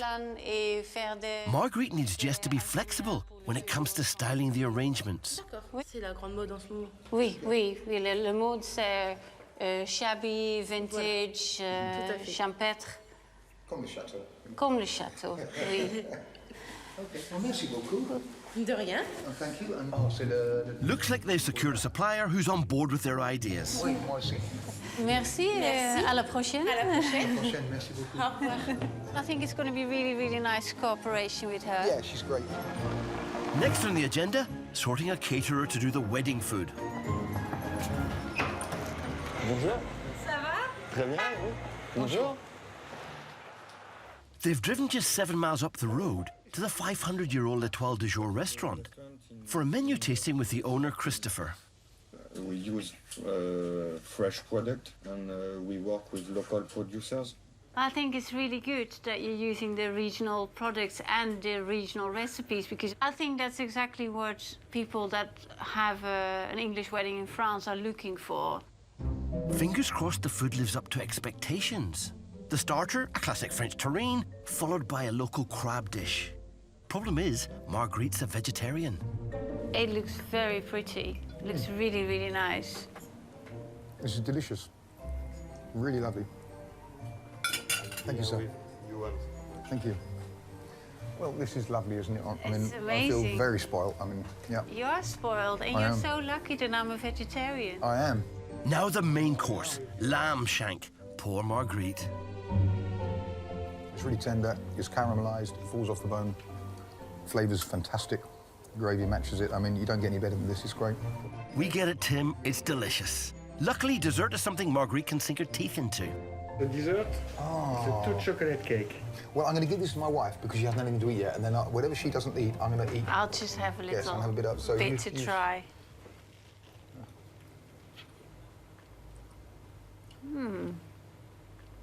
I might not share it with you. I don't think you're going to like it. I think I might do. I'm sort of want to learn how to. I mean, chocolate cake? You're not really into chocolate cake. Looks like they enjoyed it. Will these guys be their wedding caterers? Well, that was absolutely fantastic. It's the beginning of a good symbiotic relationship we will hopefully endure. They're in business. So, that was really nice. Yeah, pretty well. Really nice guy. Yeah, really nice looking guy. forward to working with him. It's been a successful day so far, but there's still a lot more to cram in before they can get on with preparing for Tim's birthday party tomorrow.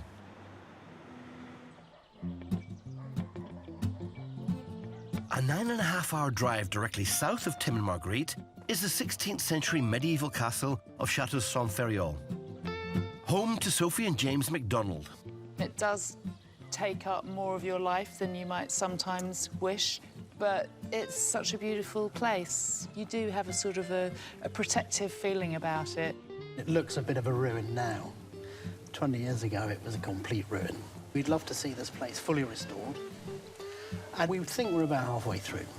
Set in the Languedoc region of France, just 25 miles north of the Pyrenees, they're gradually restoring the 30-room castle to its former glory. It's financial suicide. We are completely crazy, and if we'd ever thought about it, we would not have done it.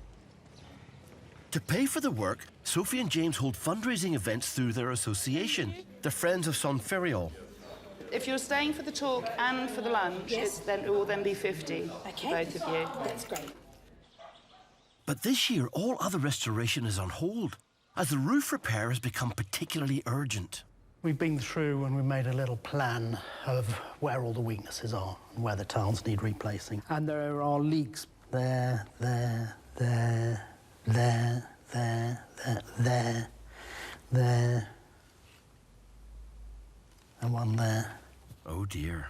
There are two things that we could do. One is to properly replace the whole of the roof and the top floor, but we're not in a position to do that because we're talking about easily $500,000 to do that. Of course, sometimes we're not here when it rains. The water can come through, not just to the second floor, but the floor below. And eventually, that water is going to rot the woodwork. And so eventually, the floors are going to give way. And so in the meantime, what we have to do is repair. There's no question this work has to be done. This morning, roofer Dale has arrived to inspect the scale of the damage. So basically, what is it you're looking to do? Do you just want to stop the leaks? We've got quite a few leaks coming in, and you can see where they are because there's either a bucket or there's rot on. Look, there's a couple of full buckets over there. Where we've got a major leak. The old tiles here, they slide down. So then you get water coming in from the top, which will run down here, and it's just eating away at the wood. And then in the long run, if you was to leave that is a fragile part of the roof. If that beam there collapses, it gives way there, then you're looking at serious problems. Dale confirms Sophie and James's worst fears. It's a big job. The cost? £1,000. They managed to raise nearly £500 from a talk. Broadly, the Cathars are enormously powerful. And lunch they threw at the Chateau 3 weeks ago. But they need the same again and more. So it's hugely expensive. Everything doesn't cost 50 quid. It costs a few hundred quid. So the overheads are huge all the time. So they need to come up with a plan to raise the cash quickly before the winter season starts. You can really see that that is degenerating, and if we get some snow, we'll have an unpleasant surprise one morning. Yeah.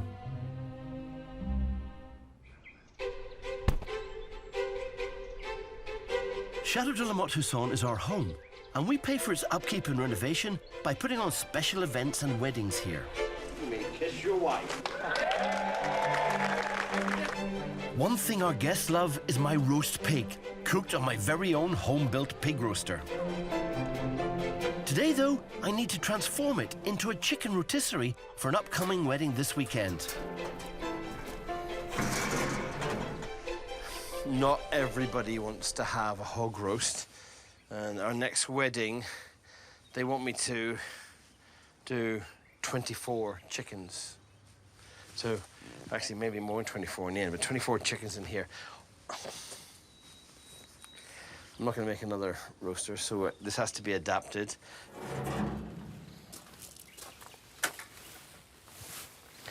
Somehow I don't think I'm going to get 24 chickens on that.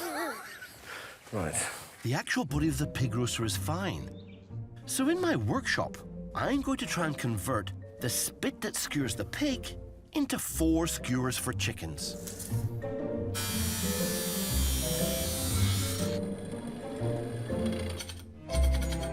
The idea is, if I slide a chicken along the post, I put the skewer through one side of the chicken and out the other side of the chicken and hold it in place, which means when the actual post turns, so does the chicken. I've only ever roasted pigs in this, and I'm getting pretty good at that. I'm hoping this will work just as well for chickens. I'm thinking this is going to work. If it doesn't work, that's going to be a pain in the butt, because what I'll have to do is just do it again, do more. But we'll get there. Until it gets me into these things. My answer is no, you're going to have a pig. But nope. After grinding and welding late into the evening, it's finished. The next day, it's time to test my new chicken rotisserie to check if it actually works. Not long to the wedding, so I'm going to be in trouble if it doesn't. Right. Here we go. Ooh. See, it doesn't look too bad. In fact, it looks really tasty. Now, we're just going to lift the whole lot out.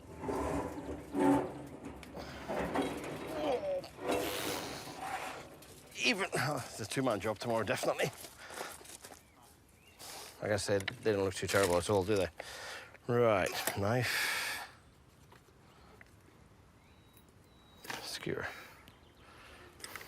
Skewer. Oh, juices, chickens, just like that.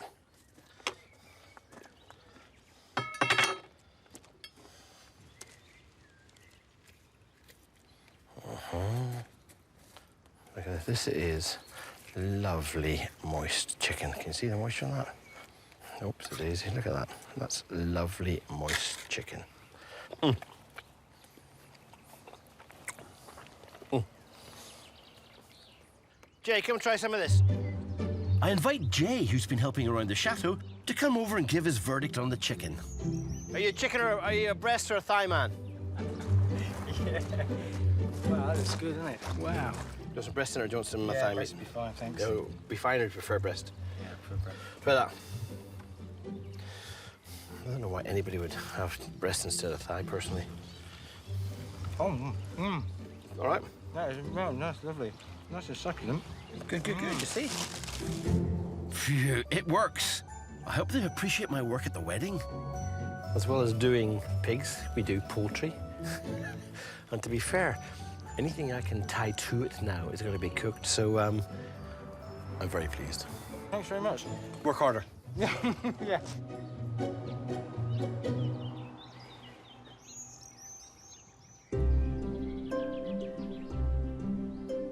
"330 miles southeast of us, almost bang splat in the centre of France, sits the 500-year-old Château de Lalande. It was owned by the same family for more than 250 years, until it was sold to Londoner Stephanie Jarvis, who now runs it as a B&B. It's pretty idyllic, being able to go for walks in the countryside, and there's a little stream going through the woods, which is really pretty, and there's wood, which is breathtaking. I really like it. The chateau lies in the Berry region in the heart of rural France. And like any chateau, it costs a packet to run. The upkeep's pretty high. The main thing is the electricity. That's just hammers us monthly. That really is expensive. And even though she's done a lot of renovation work, it's by no means finished. There's all sorts of things that we want to do that we need money for. I don't know if you've seen the list on the blackboard in the kitchen. We'd love a swimming pool in the future. There's all sorts of outbuildings that still need to be redone. Bit by bit, I'd like to make them into gîtes and have everything finished eventually. It's an endless list. What's more, Stephanie's French mum, Isabel, wants the huge loft to be converted into a self-contained apartment for herself. Perhaps this corner has a bed area and plenty of cupboards so I can leave my stuff. I have too much stuff, I cannot part with it. And then that would be the lounge area. Easy. Yeah, it's easy if you've got a spare 100 grand lying around, which Stephanie doesn't. The chateau does bring in some money. Mainly through workshops and also through chambre d'hôte, B&Bs. The chambre d'hôte is working more and more every year.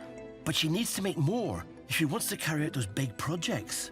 So she's trying a new enterprise, singles weekends. This weekend we've got our first ever Club Lalande, which is a new thing we're trying, which is just for people to come and have like old-fashioned country house weekends here. And we're starting it off with a singles one, because I think that singles are more likely to actually go and meet a whole bunch of strangers. 12 tickets have been sold for this weekend's event at £400 a pop. And later this afternoon, 6 single guys and 6 single girls will arrive at Château de Lalande, looking to find love. We're going to really try to do it as it would have been in the past, with big breakfast, picnics on the lawn, games in the afternoon, a big black tie dinner in the evening. So it's all happening now, and it's a first. I have no idea how it's going to go. Stephanie's top priority this morning is preparing the entertainment. I'm trying to find things that are just easy and relaxed and fun. One of the many games planned for the weekend will be an ice cream tasting competition. So Stephanie is mixing up some experimental flavours. She's never done this before. So I'm making cardamom and vanilla ice cream. I'll never guess that flavour. This is a huge learning curve. I haven't made any of these ice creams before because it has to be slightly unusual flavours. But it's fun. It's fun trying new things. It's not just the entertainment that's keeping her busy. Over the next 24 hours, Stephanie's got to sort the rooms for the guests and prepare their breakfasts, lunches and dinners all on her own. There's no way I could afford a cook. It would be quite luxurious to have a cook. But I enjoy it anyway. The thing is that to make sure that I keep on enjoying it, I keep making new things. And that means that I never really know what I'm doing. And so I'm just skirting on the edge of disaster all of the time.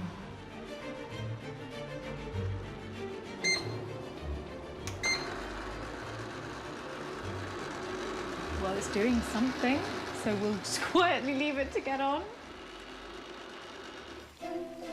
Although this lovely chateau has been updated and modified over the centuries, its oldest wing dates back to about 1490, and it still bears the hallmarks of its original incarnation as a defensive fort. This is a musket hole, so you just have got enough to shoot at a particular distance. This should have been a covered walkway for the defenders and observation post, so it was pretty defensive, but it was never in a war as such, that I know of, you know. Back in the kitchen, Stephanie's moved on to her third ice cream flavour combination of goat's cheese and honey. Goat's cheese is definitely this region's cheese. It looks so yummy.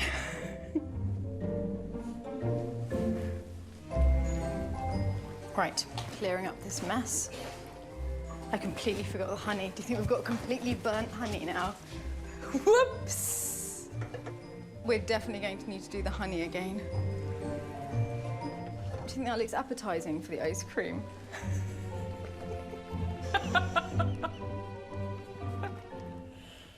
Okay, take 2 on the honey. Following her setback, Mum Isabel decides to step in and help. I don't know why you didn't use the mixer. I do, because I wanted it like this. I wanted it lumpy with bits of chunky bits of goat's cheese in it, yeah. Hello? It's Charlie, one of the 6 single female guests coming for the weekend. I'm really sorry. Are you okay, though? Oh, you poor thing. Poor thing, somebody's not coming. Okay, well, good luck. I hope you can find another way. Catastrophe has struck. One of the girls didn't make it onto the aeroplane. Maman, we have a bit of a girl situation. Charlie's missed her flight. I'm going to have to step into the dinner to make the numbers right. With 6 male suitors expecting to meet 6 single females, Stephanie will have to step in to make up the numbers. Could Stephanie herself find love this weekend? I'm not single, so I can't even. And you would have stepped in otherwise. I would have stepped in like a shot.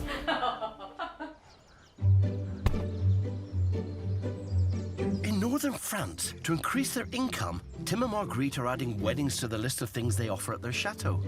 But that means their plans for an upmarket caravan park are now shelved. It's beginning to look already a bit like a home, isn't it? So they're going to keep one of the caravans for themselves and visiting family and friends. Hello. Oh, wow. That looks really nice. It does look nice, doesn't it?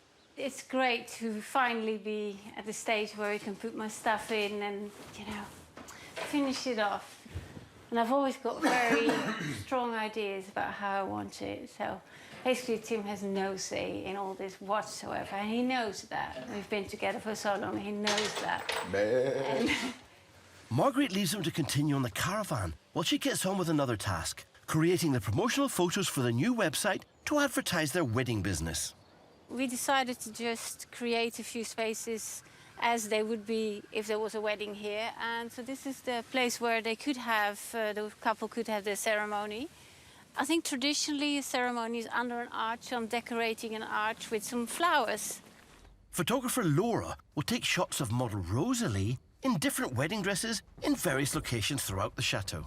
So the flowers are from Jess, the florist. She's done a really, really good job. To make up for the fact that you haven't actually got a husband. There's no groom involved. You have to rub it in. Ouch.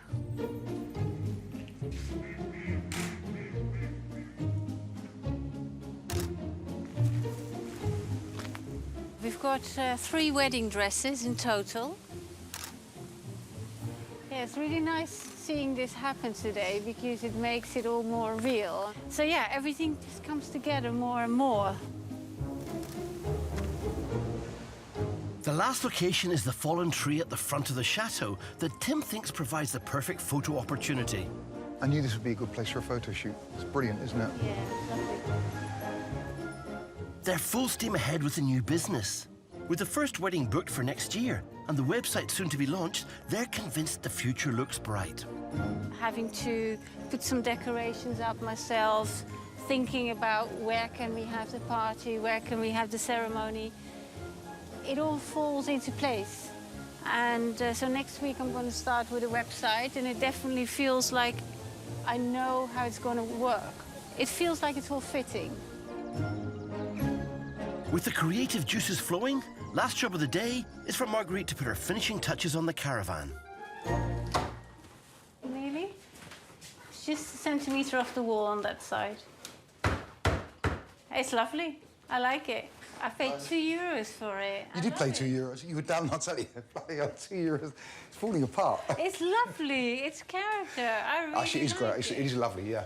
I'm very pleased the way it turned out, and it's just so nice to have this little retreat here, and you know, we can have friends staying here, but it's mostly for ourselves. It's our escape from the chateau. They've done a lot today, but tomorrow's going to be another busy one. It's Tim's birthday bash. There's about 60 people coming. There'll be music, and great. Let's hope things don't get too out of hand. It's utter chaos, to be honest. A day's drive south of Tim and Marguerite, back at Saint-Ferréol, it's been another bad night for the castle's leaking roof. I went up to have a look if everything was okay, and there was tons and tons of water coming through in a place that I've never seen water before. That kind of thing is really worrying. The cost of repairing the roof is £1,000. They've got around half of that, so James is pressing ahead with a fundraising walking tour.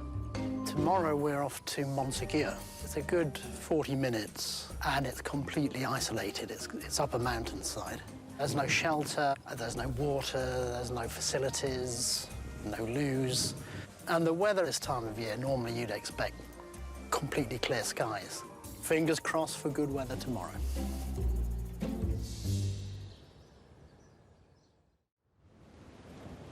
But when James meets the tour guests the next morning at 9:30, it doesn't look great. Let's just have a look at the weather and we'll decide if we want to risk it. What does everybody think?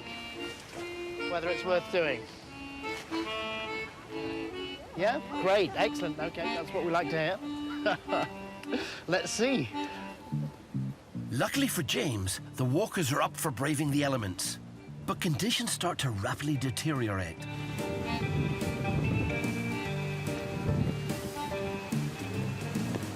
Okay, this seems pretty sheltered, so we'll stop here for a minute. Undeterred, James begins his talk. The defenders pretty soon realised that they're onto a loser. It takes about 2 months to get up to sort of this level, close enough to build their trebuchets. So now it really is over. There's no point carrying on. Back in the shelter of the chateau, Sophie waits and wonders if the tour is going okay. We get donations sometimes, so that can be really important. We've had a donation of €500 this year, which was completely out of the blue, and so it's kind of encouraging. You never really know who's going to have a spare €500. This rain won't be doing the leaky chateau any good, and with £500 to raise, James certainly won't want to hand out refunds. And the terms that they arrive at are the terms of the standard surrender ever since Minerve back in 1210. Everybody can go free as long as they adopt the Catholic faith. But it seems he's keeping the tour group on board right to the end, despite the weather. All right, I'll get back down and have lunch. Now James needs to get back and get roofer Dale in quickly so he can repair that leaky roof. Back at Château de Lalande, most of Stephanie's guests have arrived for the singles event and are mingling on the lawn in front of the chapel. Would you like some of this? We're ready to go. This is it. The first thing is happening. It's the picnic. And hopefully everyone will get on incredibly well and people will fall madly in love. One of Stephanie's female guests, Charlie, missed her flight from London and is trying to get on another. Come and sit down. So in the meantime, Stephanie's sitting in to make up the numbers. Youth, love and friendship. Cheers. Stephanie's got a lot riding on this weekend. There's a long to-do list here, and she's got to bring in cash from events like this to pay for the next phase of renovations.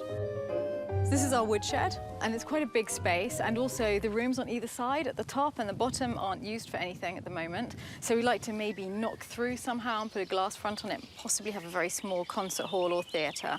I know a lot of classical musicians, and it would be just so good to be able to have a proper concert hall here for that. Back at the party, the singles have assembled in the driveway, ready for a cake baking competition. But it looks like there's a new addition.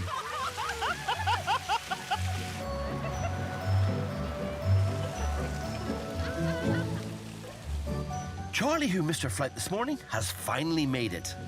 Hi, I'm Steph. I'm so glad you made it. I can't believe you made it. Oh, lovely. This is so amazing. Charlie's here. It happened. We have girls and 2 more coming later. It's perfect. And she seems such fun. Charlie's arrival means that everyone now has a partner for the baking competition. Excellent. Why is this so funny? Stephanie's asked each team to bake a simple Victoria sponge. The bake-off is hilarious. I think I want to bake off every day now. I'm loving it. I think the teams are bonding pretty well. I see quite a few sparks. We've got champagne. It's a lovely day. It's perfect. I'm happy. Once the cakes are out... It's absolutely beautiful. And the decoration goes on... Oh, look, you're all sorted. Some more successfully than others. Ta-da! It's going to be beautiful. It's time for Isabel and her partner Percy to judge the results. I must congratulate you on the tidiness of your product. Taste? Very good, I thought. Great. It is good. That's marmalade. It's very romantic, and also you are an optimist. Well done. A sponge pudding. No, it's not. It's actually got a name. What you've got to remember is we had fun. We had real fun doing this. And that is wonderful. We must say thank you very much to all of you. It has been extremely enlightening. I have learned a great deal about cake making, but I would suggest 1 or 2 of you perhaps should give up the idea of opening up a tea shop. So, first place, gold, goes to Ménage à Trois. Oh my God. You have 1 to share between you for life. Meatless dishes for hay dieters. Congratulations. Well done. Well done. There is great promise ahead of you. As the sun begins to set at Chateau de Lalande, the guests re-emerge in time for the black tie dinner.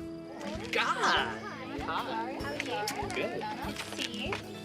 Perfect. Come in, Oliver. We're all here now. Only time will tell if this magical location is a scene for a budding new romance.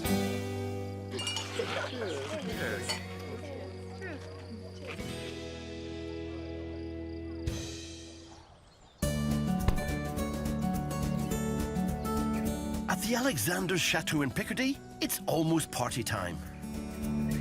It's the morning of Tim's birthday, and we're trying to get the whole chateau ready for the party tonight. The party became a bit bigger than we anticipated because Tim kept inviting more and more people. So it's becoming quite a huge event, which is great. It's utter chaos, to be honest, but we're having fun. He's very excited because he had presents already and chocolate, and there's all these people here for him, so he's really happy and looking forward to it. What I'm doing now is just making something non-alcoholic for the few people that won't be having wine or bubbles or beer. It's like a watermelon water, and I'm going to make this and also lemon water and cucumber water. Tim's busy in the chateau's other kitchen, making stuffing for the party's main event, the lamb spit roast.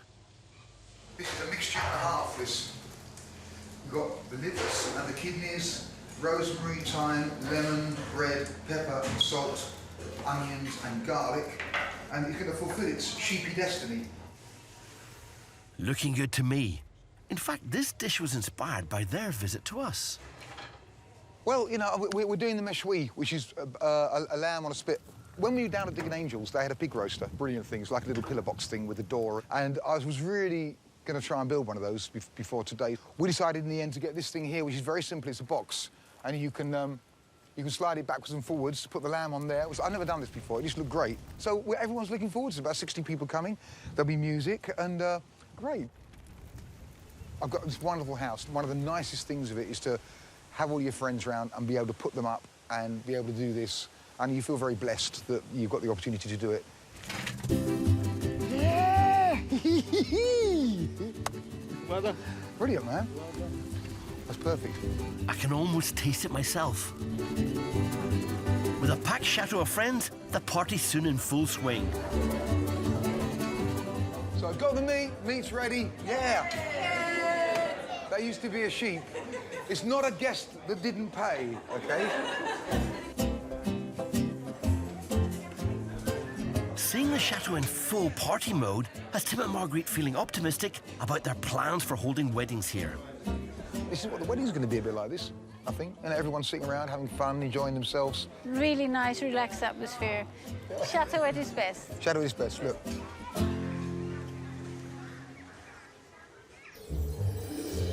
It's been a life-changing season for Tim, Marguerite and their family. They started out with plans for a luxury caravan site. I have to say, it's beaten me. And battled bees to free their holiday homes for co-ownership. There are a lot more bees than I thought there were. But ended it with a bold plan to start a wedding business. Fills us with a lot of optimism. For the first time, we're actually totally comfortable about what's in store for us next year, and I think we're going to be good at it. You know what? I think they're going to do really well. Well, thanks again, Dick and Angel, if you're listening. I mean... Thank you. Yeah, we're sort of, you know... We're happy. We are.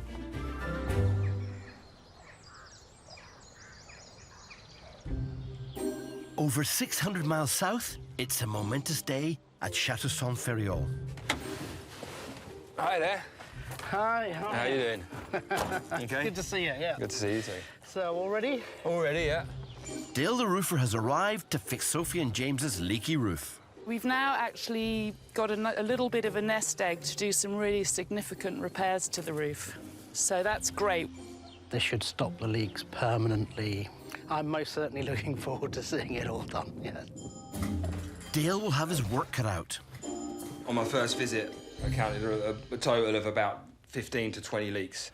Done a map which will save us time once we're on the roof because you can't really see where the leaks are from the top. You can see them easier from underneath. So basically what we're going to do today is replace any tiles that are broken. These tiles are 200 to 300 years old and they're all made by hand. There are finger marks on them. Normally they'll put on the leg like that and wiped over like that and then put in the oven to cook.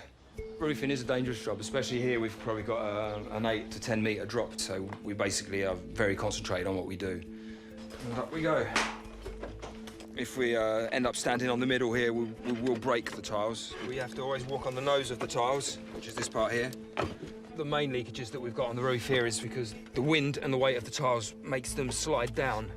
The reason why we're going to be using this glue is to stop them from sliding. And here we've got the underneath tile, which is the one that carries the most water, has slid down here. So any water that's going to be falling down here is basically just going to fall onto the woodwork here. But they need to get a move on. With more wet weather due to arrive tonight, he hasn't got a lot of time. The roof here is about 300 square metres and there's 2 of us to do that, so that's 150 square metres each. And it's going to be a big job, so we're going to have sore arms tonight. 300 miles north at Château de Lalande, it's the morning after Stephanie's black tie singles night. The guests look tired but happy. It's sunny and it's beautiful here. So beautiful. What a night. Yeah, it was eventful. Tea, I need tea.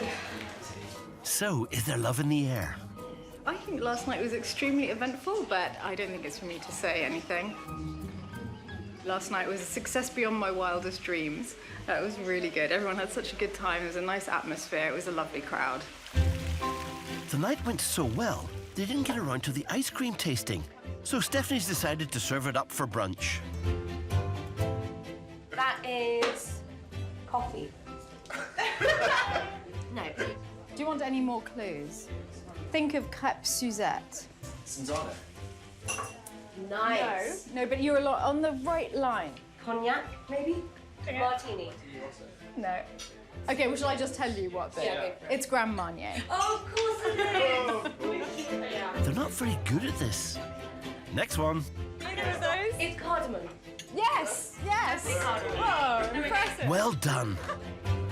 Having successfully pulled off her first singles event, brought in some much-needed renovation money, and possibly kick-started some new romances. Love has definitely been found, but you need to ask them about it. What happens at Château de Lalande stays at Château de Lalande. Stephanie's decided her singles parties are a winner. This weekend's event really helps us because it helps us raise money for things like the concert hall, big projects that we want to do. So I think we'll look at doing this 2 or 3 times a year from now on. She wants to make them even bigger. We could go up to maybe 20 people at a time maximum, and I think it would work more often because it's a really fun thing to do, to fly out from London and then have a weekend somewhere completely away from your reality, meeting lots of fun people.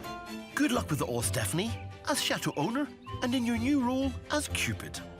It's been hilarious. I haven't stopped laughing the entire time. It's perfect.